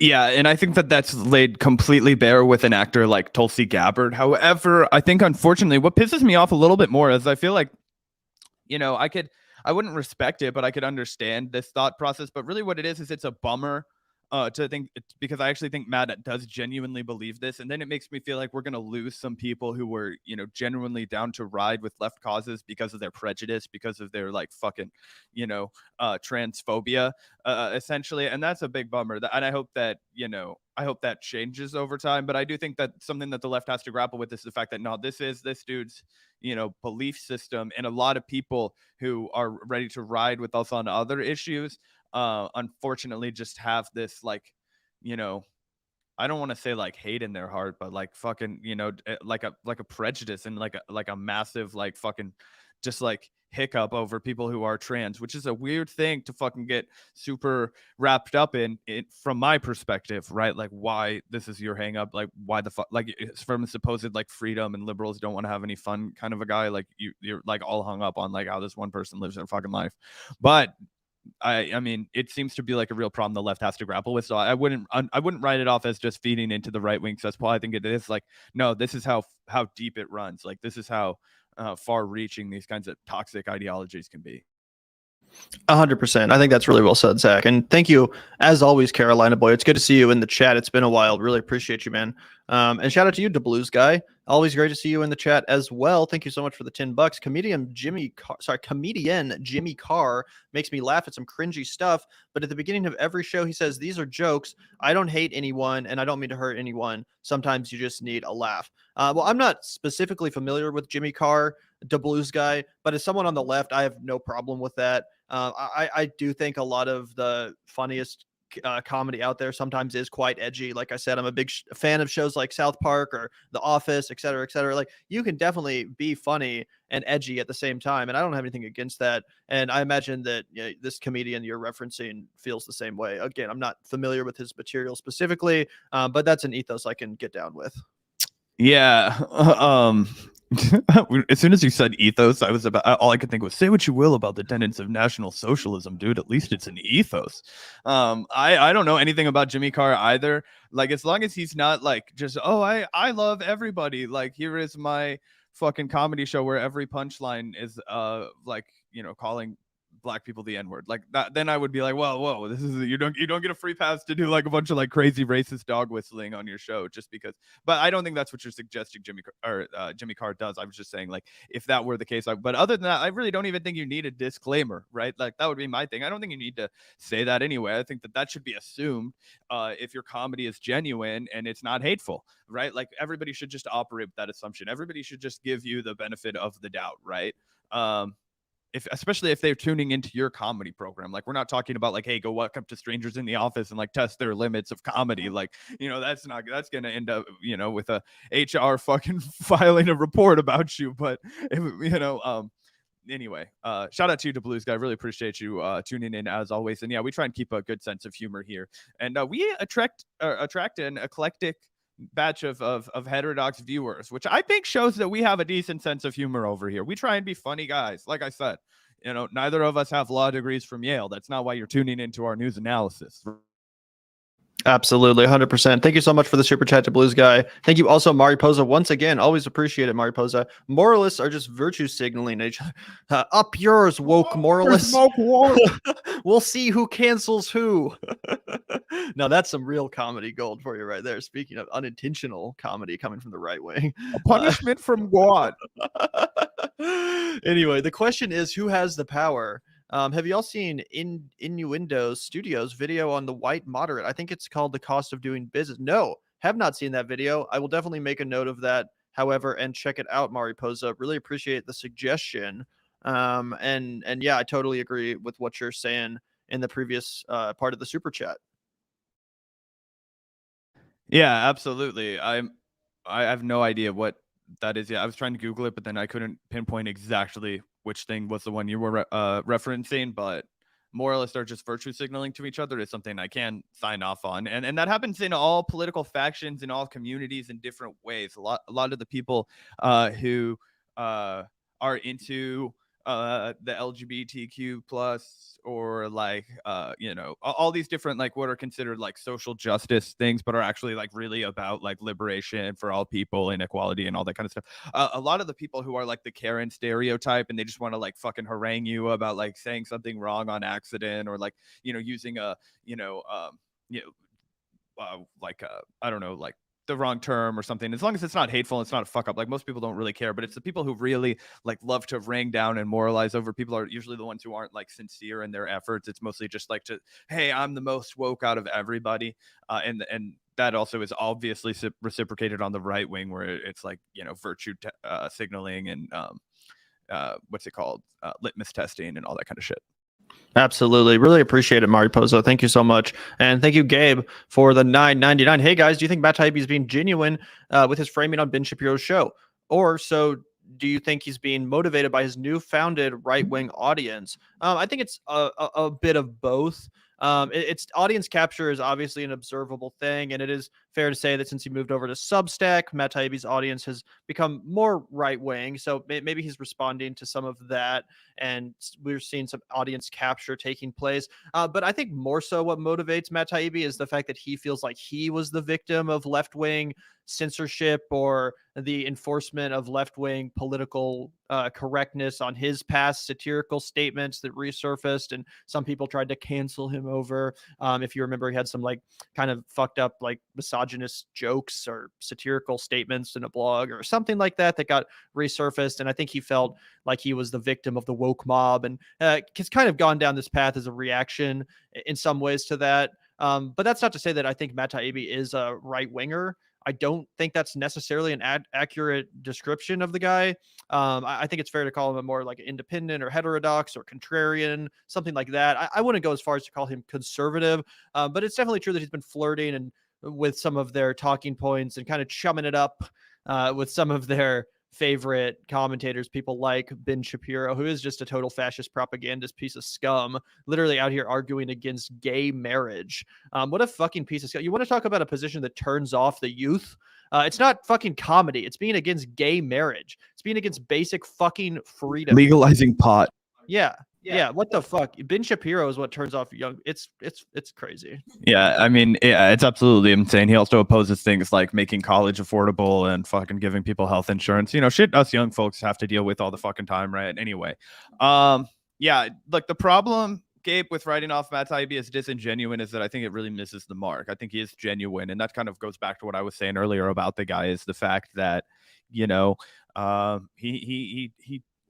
doesn't really. Like he doesn't like trans people. It doesn't seem. It seems like he doesn't want them to have the same kind of equality in our society that Gavin and I would like. Let's put it that way. I won't paint with too broad of a brush. And that is a sentiment that is felt a lot, I imagine, by people of his generation. So writing off all those people as conservative is going to be problematic for the left. Now, this is a matter where I believe nobody on the left should compromise their position on 100%. That is one of the de facto definitive positions on the left that you have to take. But to label somebody as part of the other team based off of that one threshold of criteria is tough. That's why I would say that no longer a leftist, like a leftist doesn't apply to him, but that just because you're not a leftist doesn't mean you're a conservative, right? Like, the political spectrum exists. People have, nuanced positions on things. Like you can want universal health care, and you can want, X, Y, or Z, abortions to not be part of it, and you think abortion should be legal. I don't know. I'm trying to think of something that's not like, massively fucking hot button, but everything's massively hot button. When it comes to politics, I just think that with a guy like Matt Taibbi, he has this like one view that's massively rejected by the left. And as a result of that, he has run into the open arms of people like Ben Shapiro, and in this case, Elon Musk. And what does Elon Musk's politics come down to? I have $1 billion and I want government subsidies and I hate pronouns. So if that's your team now, you can understand why people are finding you suspect. But I just think that he's gotten such like pushback from the left for being like a turf, basically, and like not understanding why that's a problem with lefties. And then just running into the warm embrace of the right wing, who will be like, there, turf, like, let me comb your hair. Let me embrace you and then try and see what else I can milk from you, while I say, see, even this guy is outraged at the radical left. Like, he's still playing a role every time he goes on the Daily Wire or whatever, and basically is the lefty that the left is too woke for. So he's playing that role. I just think, unfortunately, he fucking knows that, and he wants to play that role on this issue, right? Unironically wearing that useful idiot cap. Absolutely. Yeah. Validation is a hell of a drug, and so is rejection, right? So if you feel like one side is rejecting your talking point or your opinion, and the other side is embracing, oh, come over here, like you said, we'll take you seriously. We'll talk about transphobia with you, or we'll talk about these turf talking points. That's powerful, and a lot of times it can force you to, or even just subconsciously make you kind of change your ideology as a result. Either way, thank you so much, Gabe. Really appreciate that. And thank you also, SHMU TV. Thank you so much for the $10. Been following your show since the beginning. Wow. Longtime Vanguardian. Thank you so much. And y'all in regular rotation now. Would you ever interview Curtis Yarvin? I feel like y'all would do a good job holding him to his more extreme, positions. Sure. I mean, I'd be down. I don't know much about Curtis Yarvin. I'm familiar with his name. I'm embarrassed to say I'm not terribly familiar with his work, though. But I mean, for the most part, we would interview just about anyone. Thanks for the suggestion, man. I'll definitely look into it. I'll look him up and see if I agree with his perspective, and maybe we could have him on and potentially challenge some of his more extreme positions. I'm not sure what positions you're referencing, but of course, we'd always be happy to do a good interview. All right, so take this with a grain of salt, but I knew nothing about Curtis Yarvin before you super chatted us, and I took some time to learn over the last 45 seconds, so I would consider myself an expert now. Curtis Yarvin wants American democracy toppled. He has some prominent Republican fans. The new right blogger has been cited by Blake Masters and J.D. Vance. What exactly is he advocating? So this would be a fireworks show if this guy came on our show. Based on a quick read of what this guy stands for, I'm going to tell you, Shmoo TV, that this would be a popcorn hour. Because I don't know what this guy, I mean, if he's like any kind of like new anything, if you call yourself a new blank, I pretty much already like think we have massive political differences of some degree. Like the new right, even if you call yourself new left, I'm just like, why are you not proudly wearing the badge of like a fucking socialist? Like, we probably disagree on some shit. Let's talk about that. So again, we'll have the guy on if he starts saying some crazy shit about how like the election was stolen from Blake Masters or like fucking whatever. I don't know anything about the guy. We would fucking debate, but I'm not opposed to having prominent right wingers on our show for, debate. We haven't done that in a while, so who knows. Yeah, we need to get another good debate going. It's been a month or two, but yeah, really appreciate the super chat. We'll definitely look into that, and maybe you'll see Curtis on the Vanguard before you know it. Really appreciate the super chat, and thanks so much for the suggestion. And I really appreciate the fact that you're a long-time listener. That's really cool. Thanks for the continued support and viewership. And thank you once again, Bruce, for the cringe guard strikes again, as we tend to do, Bruce, as we tend to do. Yeah, I'm hoping that came during the time that lady was rapping. But if it wasn't, we thoughtfully appreciate your criticism, Bruce. Yep. And thank you so much, Bruce. Really appreciate the super chat. Thank you also, Andrew, for the $4.99. What do you guys think of the Underworld series? I thought the first three were good and the rest weren't. Haven't actually watched any of the films in the Underworld series, Andrew. They always looked a little not up my alley, so to speak. The CGI looked kind of weak. And it just didn't really look like my thing. But I know some people really do like those films, and that's cool that you thought the first three was good. If I ever do check them out, I'll make sure that it's one of the first couple or the first three. Yeah, I just also unfortunately had to Google that. It looks like a sci-fi film series from the early aughts. Never checked it out, but shout out to you, Andrew Matthews. You always come in with such clutch, esoteric pop culture references and recommendations. So we always appreciate seeing you in the chat. I also, bold move repping Michael in the year 2022. Gavin and I'm not sure if we'd have the stones to just lean all the way in, but Off the Wall is a great record. So I'm with you. Yeah, thanks so much, Andrew. Really do appreciate that. Thank you so much. Also, thank you once again, Alex, for the $9.99. Don't you think it's a bad thing that old South Park couldn't be made today? Yeah, I mean, it is unfortunate. Like I just said, I think it is annoying when people on either side of the aisle pearl clutch over edgy humor. And South Park's a great example of a piece of edgy humor, a piece of comedy that is quite offensive, that is still really good and made some great points and is actually genuinely funny. So yeah, that sucks. I just don't think it's like the left's fault. I think that people across the board in our modern society have become a little bit more sensitive about certain issues, and the right wing has its sacred cows just like the left wing does. But yeah, I mean, overall, I wish you could still make shows like that. I don't have any problem with South Park.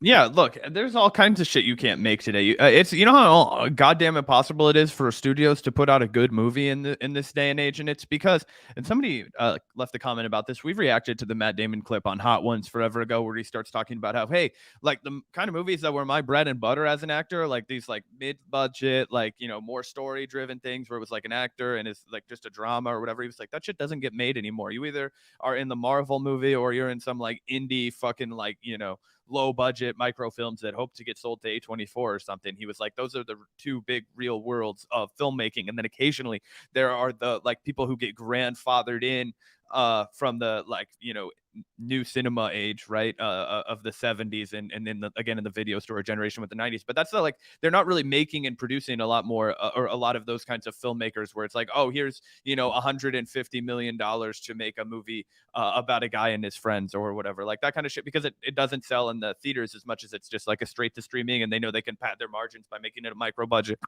all these kinds of things. So capitalism has fucked all kinds of things for the entertainment industry. But it's also the fact that these are decisions are all made by like studio boards now, right? Like, the studio isn't going to give Matt and Trey Parker free reign to make like anything like that if they're not already Matt and Trey Parker, which they're not creating the opportunity for new people to become in the same way. So there's all kinds of tragedies surrounding that, which I think limit why people would even be able to test the envelope. Because I do think you could make a lot of really good content these days if the studios didn't get in the way and people would be like receptive to it. And I think we have a slightly warped view of like what people are ready for, because the studio will pretend that something's really like outrageous and whatnot, and then a couple of mainstream magazines will echo that, and then you watch it and you're like, no, I think people are mostly cool with that. They're not like actually like triggered by the X, Y, or Z. Absolutely. Thank you so much, Alex. Really appreciate it. And thank you once again, Tanja. Really appreciate the $5. I listened to you to see what young people think. Must say I understand trans issues a lot better because of you. Talking to each other is so important. Thank you so much, Tanja. Really, really appreciate that. That's such a kind thing to say. And I totally agree. Talking to each other is so important. It's one thing to just label everyone that disagrees with you as a this or that.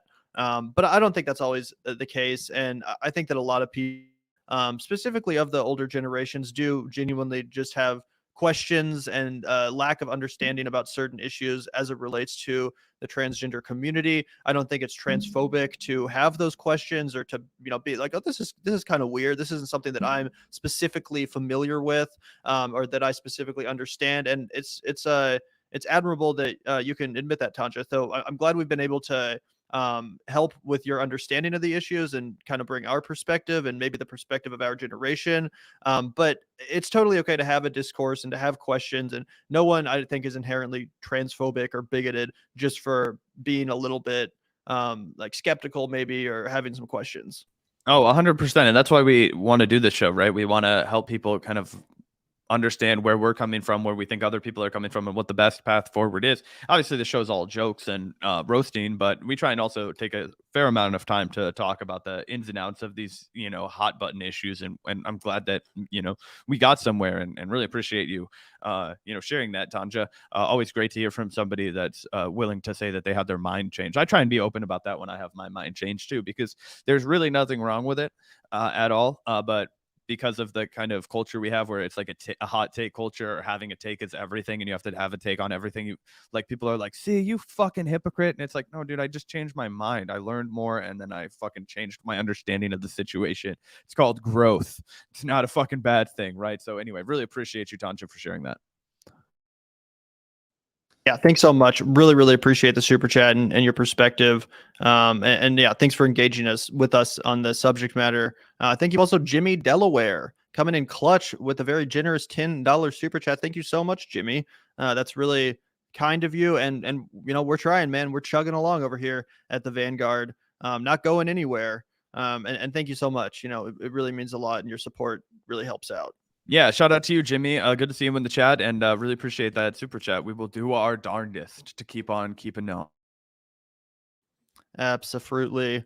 Trying to find the next super chat, but yeah, shout out to you, Jimmy. Really appreciate that. Matt Taibbi hosted a podcast with Katie Halper for 2 years, and they laughed together a lot. The Smothers brothers were leftists, and they were yeah. Lots of people are funny on the left. Lots of people are funny.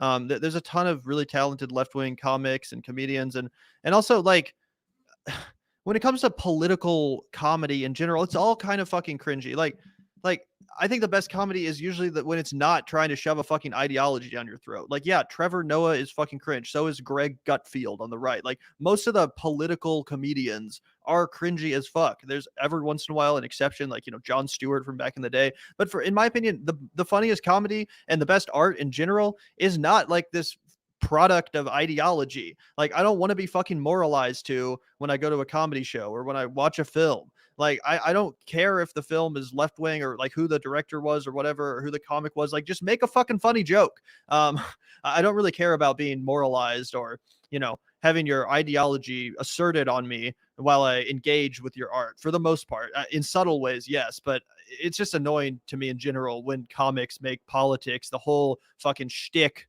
of their set, right? I just, that's why I don't watch fucking Stephen Colbert or Trevor Noah or any of these, Samantha Bee, any of these fucking hacks, right?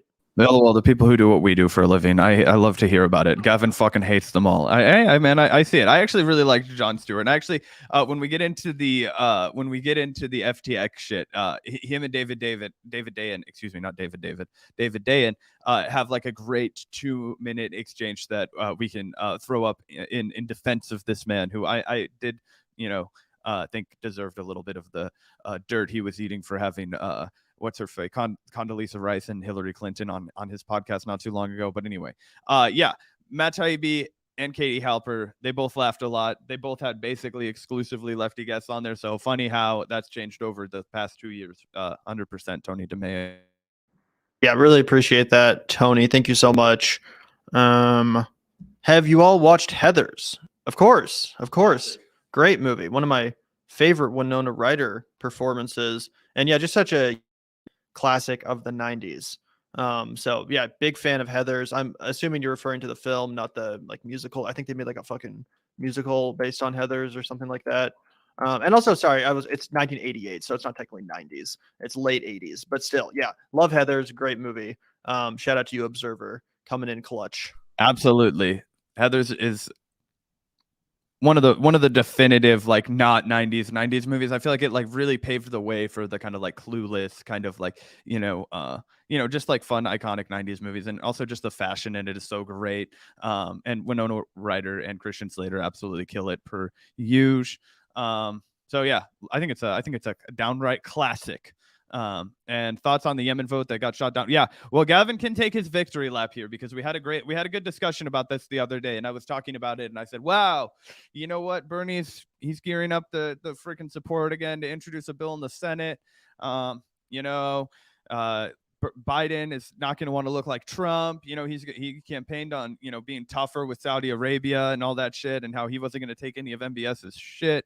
Okay, maybe he'll go out there and he just won't veto it. If Bernie can get the votes, he's going to veto it. Well, it came back that if even if it did get the votes, the White House was going to veto it. They needed like a fucking veto-proof majority, and so Bernie, he pulled it and he said they were going to revise the language, which means it's fucking dead. It's fucking dead. And I mean, people are pissed at Bernie for pulling it? I mean, it seemed like there was nowhere to go with it. So, I mean, I guess he could have put forth a bill that didn't pass.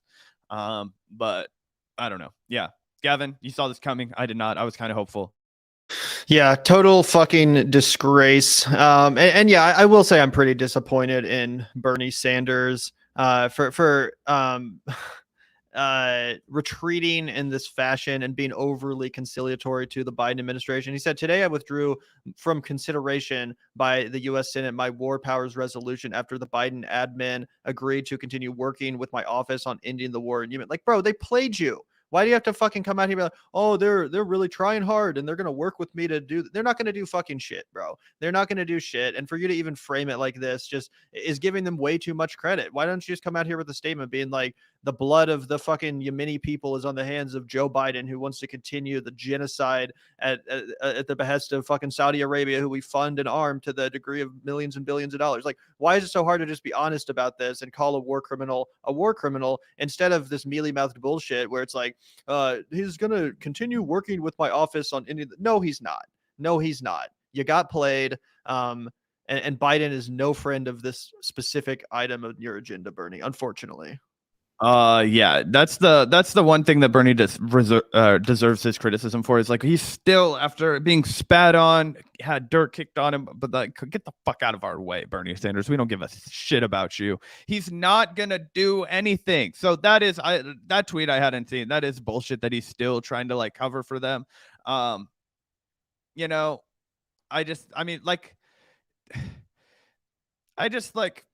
we all know. I wish he would be more honest. Like, I get why he withdrew it, right? But just be like, Joe Biden pissed all over this, and he doesn't give a fuck about the people of Yemen, and he wants to keep profiting. Like, be fucking, you know, what's the word that I'm looking for? Combative, like challenge the guy, like do something. Like, you can't just give in and be like, oh yeah, today I introduced a piece of legislation. Joe Biden told me to go fuck myself, so that's what I'll be doing at my office this afternoon, fucking myself and the rest of the country. Like, what are you gonna do? Like, you know what I mean? Like, no, you could just be honest and be like, we're gonna fight.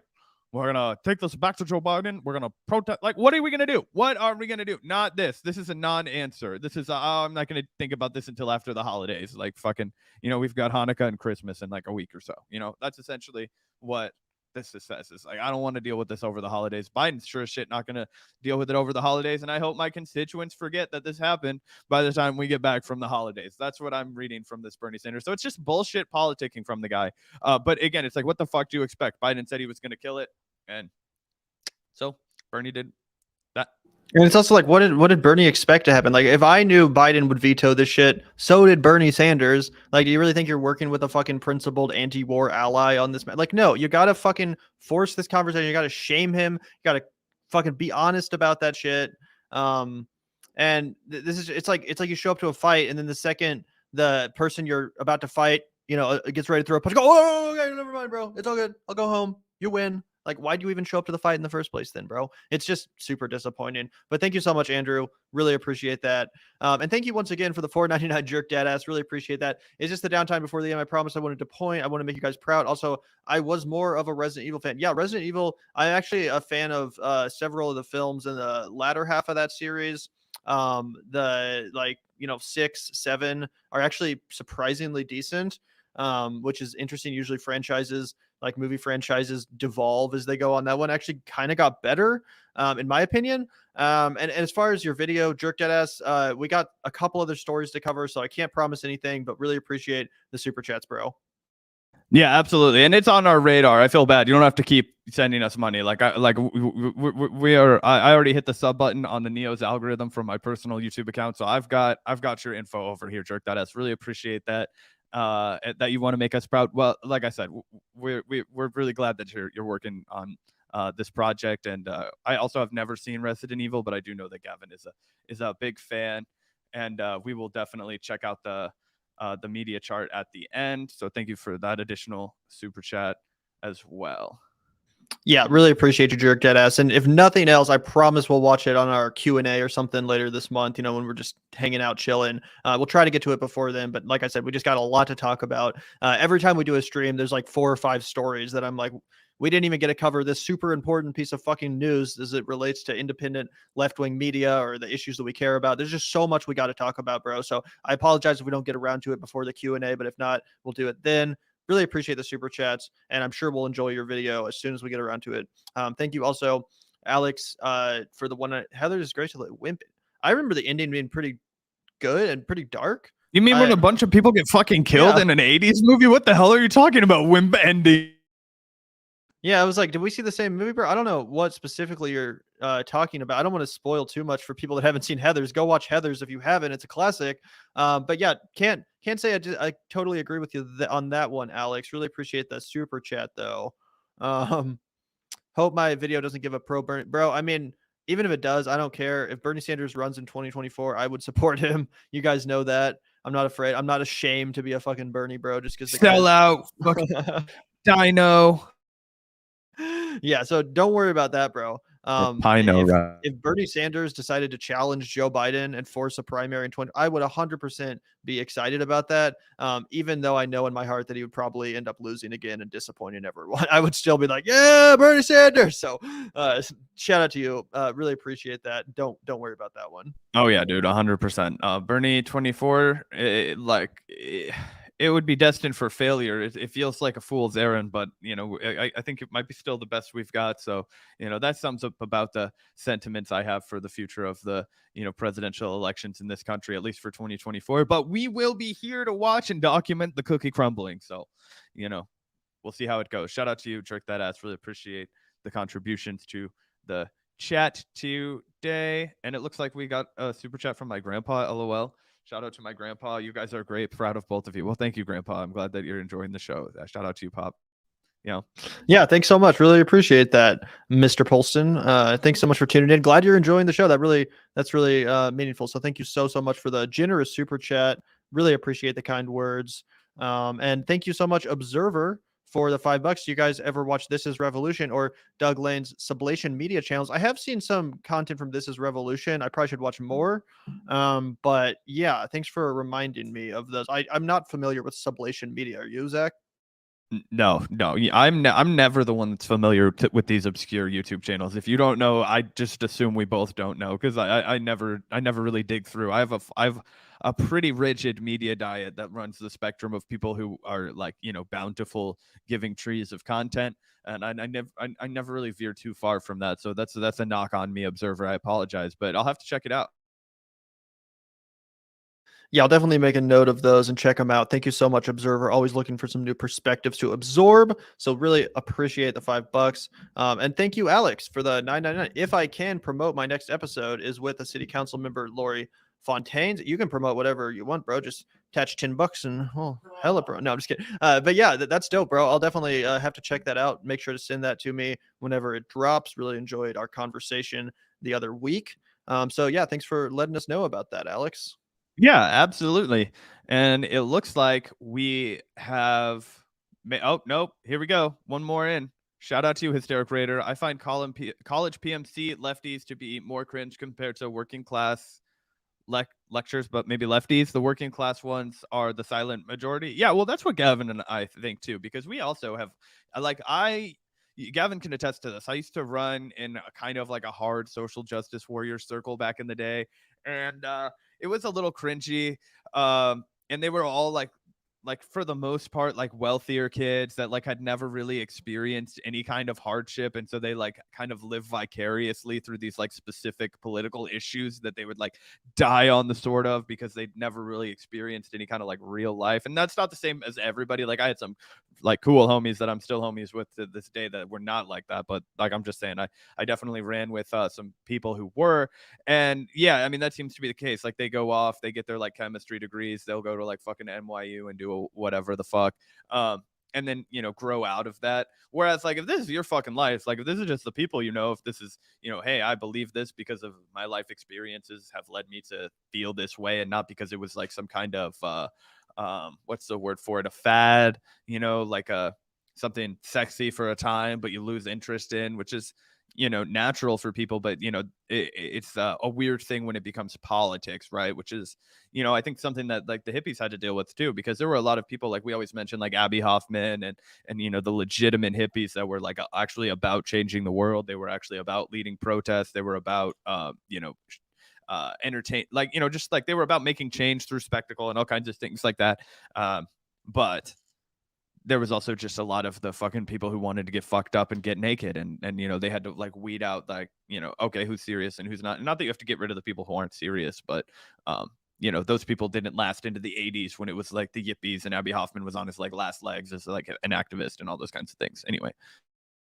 Yeah, I totally agree with you, Hysteric Raider. And there definitely is some cringe coming from that crowd. Obviously, I have nothing against, college education or the university experience. I had a great time in college. I don't regret going. But you do see a lot of that on the college campus. There's no denying it. Like, I remember I was in a film class, and one of my professors, who I really like, great professor, lovely woman, all that good stuff. But yeah, she really leaned into that stuff to a kind of unbearable extent. Sometimes, we'd just be trying to talk about some movie. Like, I remember I was in college when the Joker movie came out with Joaquin Phoenix, and I didn't fucking love Joker. Like, it's a good movie, but I remember there was some pretty insufferable conversation. Like, this film is perpetuating the incel male gaze, all this. I'm like, literally, no, it's not. Like, it's no different than like Taxi Driver or any of these other movies that we all agree are classics. It's no more problematic, and even disregarding the quality, people sometimes are just a little bit overly eager to dig on into those kind of talking points at the and like, I don't know, that shit can definitely be annoying. Oh yeah, 100%. I'm waiting to drop my treatise on why The Sopranos is actually a feminist masterpiece. It'll really fly in the face of that ointment. I'm kidding, of course. I'm not writing a fucking treatise of that. Anyway, shout out to you, Hysteric Raider. Did you have another story you wanted to get to? I have one more quick guy that I wanted to get to, but we could do whatever you had up next first if you'd like. I wanted to react to some of Brianna Joy Gray's radar about Matt Taibbi, but we have been going now for almost 2 hours, so it's up to you, bro. If you wanna keep chilling, we can do that, or if you just want to get to the last story that you had in mind, we can also just do that. It's cool with me either way. Yeah, I'm down to just throw this up. It'll be like 4 minutes, and then we can get out of here. I just wanted to laugh with everybody, collectively laugh with everybody a little bit more about the FTX thing, Sam banking fraud. Finally getting his comeuppance a little bit. We got a super chat about it the other day, but we didn't really get enough time to really dig into it at all. Basically, this dude was a massive scam artist. You guys probably had him first come onto your radar during the collapse, maybe a little bit before then.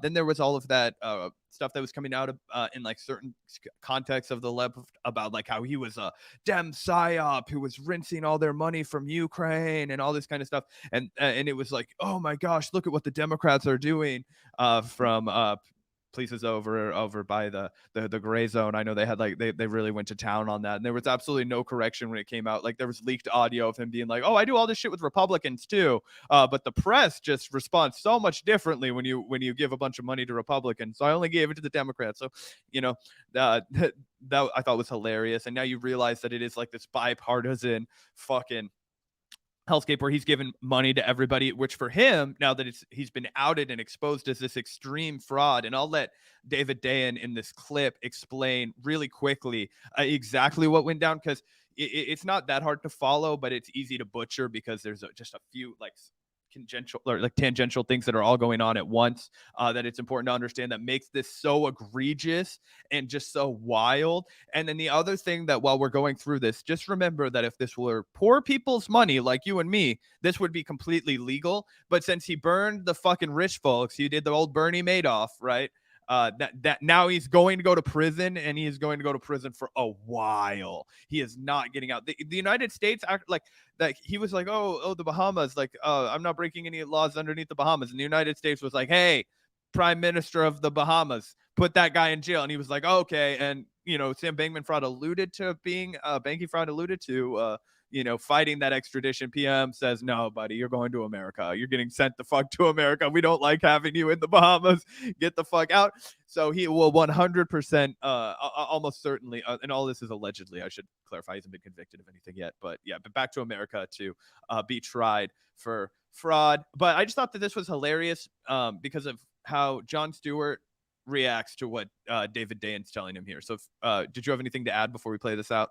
I'm excited to listen to this. I'm a big fan of David Dayen, and you guys know that the whole crypto world is not really my forte, but I have been following this specific story with some degree of interest, just given the insanity of it all. So yeah, I'm excited to listen to this one.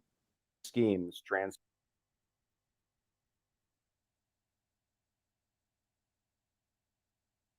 of sort of what this was supposed to be.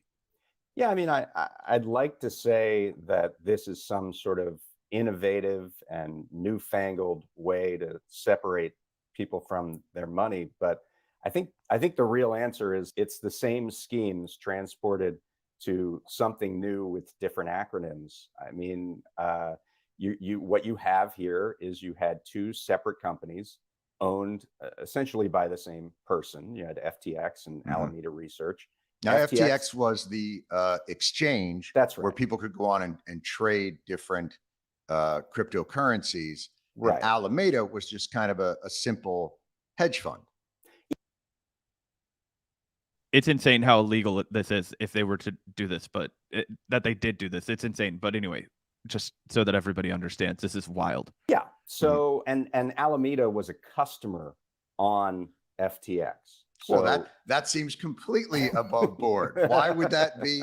Why would that be something that would draw people's attention? Well, not only that, but they didn't have to play by the rules that everybody else played by on FTX regarding margins and leverage. Yes, apparently not. Yeah. So the exchange is supposed to make its money essentially through small fees on transactions, right? So they are supposed to have it's basically a bank. There are depositors. There are these entities that are trading on the exchange, and they get a little bit of money from each trade, and that's how they sustain themselves. The number one thing you are not supposed to do if you're a bank or a bank-like object like an exchange is take the customer money and gamble with it. Okay, hold on one second. Now you've really stepped into something. I have.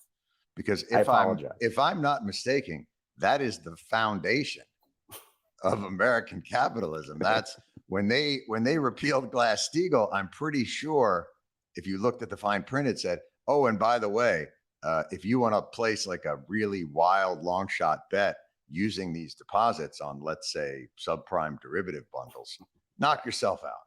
Right. But I mean, the point you make is the correct one, that we solved this problem almost 100 years ago. Yes. And we continue to fall into it over and over again. So just like MF Global, just like some of the mortgage derivatives that we saw, the savings and loan scandals of the Keating Five, just like this SNL scandal. I saw an economic historian say it's like the South Seas Company from the 18th century. Oh my God. This is just the same kind of thing. They took customer money, they made a bunch of bets, they lost those bets, and the customers wanted their money back and they didn't have it. Whatever fun name that you want to put on it, it's the same damn thing that we've seen over and over again. Just wanted to introduce that to you guys because one, not a lot of people are familiar with the repeal of Glass-Steagall, which happened, I believe, in the 90s, 99. Under Clinton, right? Yeah. Like the last thing he did, if I'm not mistaken, was like repeal Glass-Steagall. And he was like, "Let her rip, boys." And it took like 8 years for them to destroy the American economy. Like 1 million people lost their homes. The entire Lehman Brothers collapse, all of it went down. And it was the exact same thing because they decided that they were, not going to regulate the market anymore in this way that allowed banks to act as both a exchange and a storage money. Basically, you couldn't do what FTX did or anything else with like real stocks, like, you know what I'm saying, like being the host of an exchange and then also manipulating the gains and benefits. Obviously that's going to lead to corruption, which it did in this case also. But everybody just needs to let it sink in that they never, ever changed that law after it collapsed. Like they never reinstated Glass-Steagall. In fact, it was a pillar, particularly in 2016, but it was also mentioned by Bernie Sanders in 2020, how we need to reinstate Glass-Steagall because we will never stop the bubble. This is actually Matt Taibbi also wrote about this. We will never, he wrote about it really well. We will never get out of the bubble up and burst economy. One of his most famous pieces, I think, the great, anyway, something about a great bubble. You guys read it. It will tell you a lot about this. But the fact that they didn't change they didn't change the rules at all. Like those Lehman Brothers executive, what did they get? They got bonuses. They didn't get fucking indictments, right? They didn't go to jail. They didn't see any prison time at all. The reason, and I said this at the beginning of the show, the reason that this guy is going to do time is not for any kind of justification like, oh, we fixed this problem. It's because he stole from rich people and they're going to get him for shit like wire fraud. They're going to get him for all the like technicality, illegal shit that they can bring up. Like, oh, you did all of your fucking accounting on QuickBooks. Better hope that was all perfect. You approved expenses on Slack, I saw. Let's rifle through that. What were you buying? And he was just a fucking idiot, too. They want to protect. This guy's like the cross between Elizabeth Holmes and Bernie Madoff, okay? He's like, he's a fucking idiot, but he just was such a confident con man, right? He would buy houses in his own fucking name with stolen, fraudulent money that he'd leveraged to all hell. Like, and he was like, oh, it's in the Bahamas. It's fine. Like, you don't think that if you piss off the United States and all of its most powerful people that they're not just going to go get your fucking ass? Like, they will. And the Bahamas doesn't have any loyalty to you.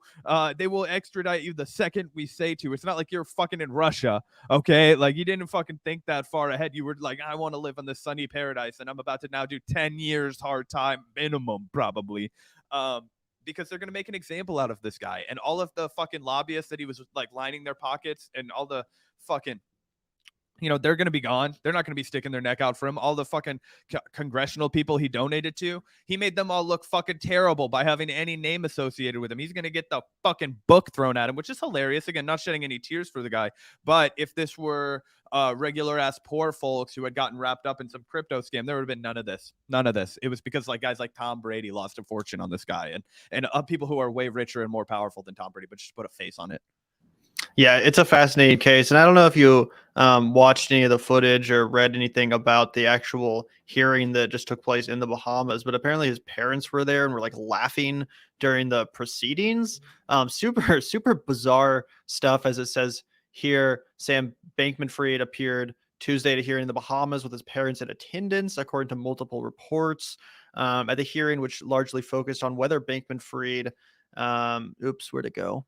On whether Bankman-Fried would be released on bail, the former FTX CEO indicated that he was not waiving his right to challenge his extradition to the U.S., the CoinDesk report said. The site, which was reporting live in the Bahamas, broke the news during the proceedings. Bankman-Fried's mother, Barbara Fried, laughed when her son was called a fugitive, reported CoinDesk, which described his parents as showing both dejection and defiance. She also clenched her jaws and chewed on the frames of her glasses. And his father occasionally put his fingers in his ears as if to drown out the sound of the proceedings. So yeah, what a privileged piece of shit. I'm glad this fucker's going down. Yeah. I also saw a hilarious. I don't know if it was like a comment or a tweet. I think it was actually a comment where somebody was like, "Fuck it," because if you see him getting arrested, he's actually in like he's in a suit. Actually, excuse me. He's like actually dressed up. Let me see if I can find the arrest video. Not that it's important, but like this dude famously spoke at like the World Economic Forum. In like sneakers and a t-shirt, and then like when he's arrested and hauled off to jail, like he's in a suit. LOL. I just thought it was funny. And he also got arrested. A lot of people were pointing out right after he tweeted, "I'm not going to be arrested," or "I don't believe I'm going to be arrested." And then the fucking cops kick down his door and he does get arrested. Just a freaking insane guy. The fact that like the balls that you would have to just, and the self-delusion, that's what's crazy about these guys, like the Bernie Madoffs and the Elizabeth Holmes and the Sam banking fraud. I don't understand how you could be so fucking delusional to think this isn't gonna all catch up to you. You know, it's very strange the way that the mindset has to be to just. It must just be being surrounded by all these yes men and sycophants and chilling in the Bahamas. You know, you must just be like, oh, I guess everyone around me thinks this is cool and I'm not facing any consequences immediately. So never going to get caught. But yeah, it is genuinely wild what this motherfucker got away with up to this point. And it also just proves the necessity of regulations when it comes to financial institutions and banking and so on and so forth. This is what happens when you don't have said regulations. Oh yeah, absolutely. I mean, 100%. This is why we need a better regulated banking industry. I mean, we've talked about how white collar crime doesn't get fucking prosecuted unless you steal from rich people. Then that's 100% true. We've talked about how the SEC is a revolving door to Wall Street and cushy jobs. And then, go spend 2 years doing your like service, cutting your teeth or whatever, paying your dues at the SEC. And if you actually try and do anything meaningful while you're there, you're never going to get a fucking job that pays you what you can make with your education and your credentials that it takes to get hired on at the SEC. So it's a big racket. They want to be able to break the law. They just want to be able to break the law and steal from you. They don't want to be stolen from. And that's the whole idea. And that's why I thought it was fucking hilarious when Jon Stewart was like, isn't that the bedrock of American capitalism? Is like, you know, hey, the rich guys can do it, but the poor guys can't. Yeah, I think so. So yeah, 100%. Really quick before we get out of here, it does look like we have one more pretty sad super chat from John McKinney. Really feeling for you, John. As a man who is very close to his own dog, I can only imagine. I'm very sad to say this, but my dog Summer, a yellow lab, just passed away yesterday. And my other dog, Walter, a pug, is sad and lonely. He says, on one hand, I don't know if I'm ready for another, but on the other hand, I think Walter needs someone to make him not lonely. Any advice? Well, fuck, man. This is some real devastating shit. I only have one dog, but I don't know what the fuck I would do, you know, without him. I fucking love my dog. I take him everywhere with me.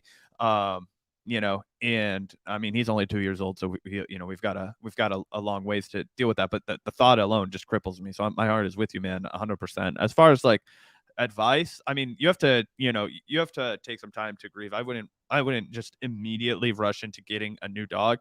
However, I think it's good that you're considering, you know, Walter, and the fact that, you know, it's going to really hurt him that his pal passed away. So, you know, maybe go ahead and take Walter and after a week or so to a shelter and say, hey, I need a dog that can be really friendly with this guy. Here's what he's going through. Do you have any dogs that you know, maybe are a little older, or like, you know, not puppies that are going to be more on his vibe? Like, you know, sometimes those are the dogs that it's hardest for them to adopt, but it'll also be the best dog for your situation, so that it's not, you know, somebody that Walter feels like he has to run around and like compete with.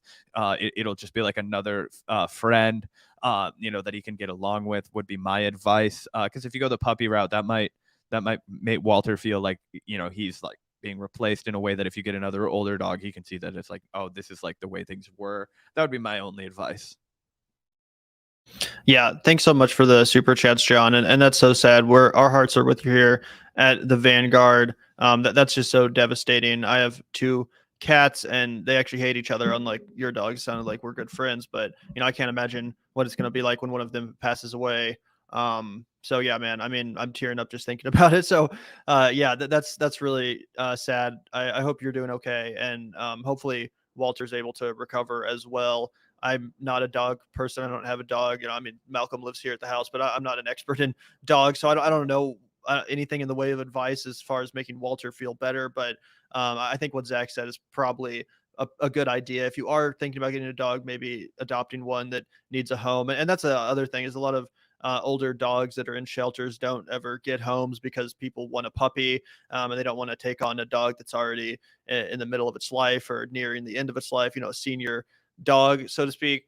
So those dogs really need homes too. And maybe what Zach is saying is a really good idea if that's what you're thinking about. But either way, you know, shout out to you, John. Hope you're doing all right, and appreciate you for tuning in today. And yeah, I think that probably just about wraps her up, just about does her. I'm getting a little bit tired, so I think we can probably punt on the Brianna Joy Gray radar till tomorrow. But this was an awesome stream. Appreciate you guys all for tuning in. Thank you guys so much for the super chats today. You were super generous. Had a really good time today. Yeah, absolutely. Great stream. Appreciate everybody tuning in as always. Special shout out to the patron community before we get out of here. Comrades, Vanguardians, Super Vanguardians, you guys know the drill. You're all comrades to us, but we like to give a special shout out at the beginning and end of every live stream to those lovely people on Patreon. So shout out to all of you. We wouldn't be able to do the show without you.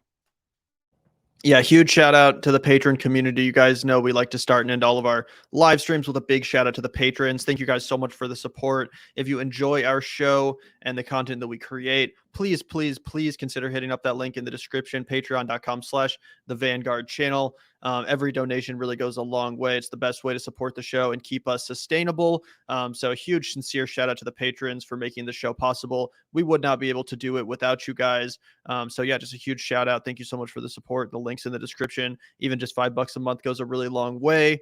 So please hit that up if you're interested in supporting the show. And thank you everyone for tuning in today. Make sure to hit that like button on the way out, subscribe to the channel if you haven't already, and hit that notification bell so you don't miss the next time we go live, which will probably be tomorrow. We've been on a roll lately, and having a great time. So again, thanks everyone for tuning in. We'll catch you guys later.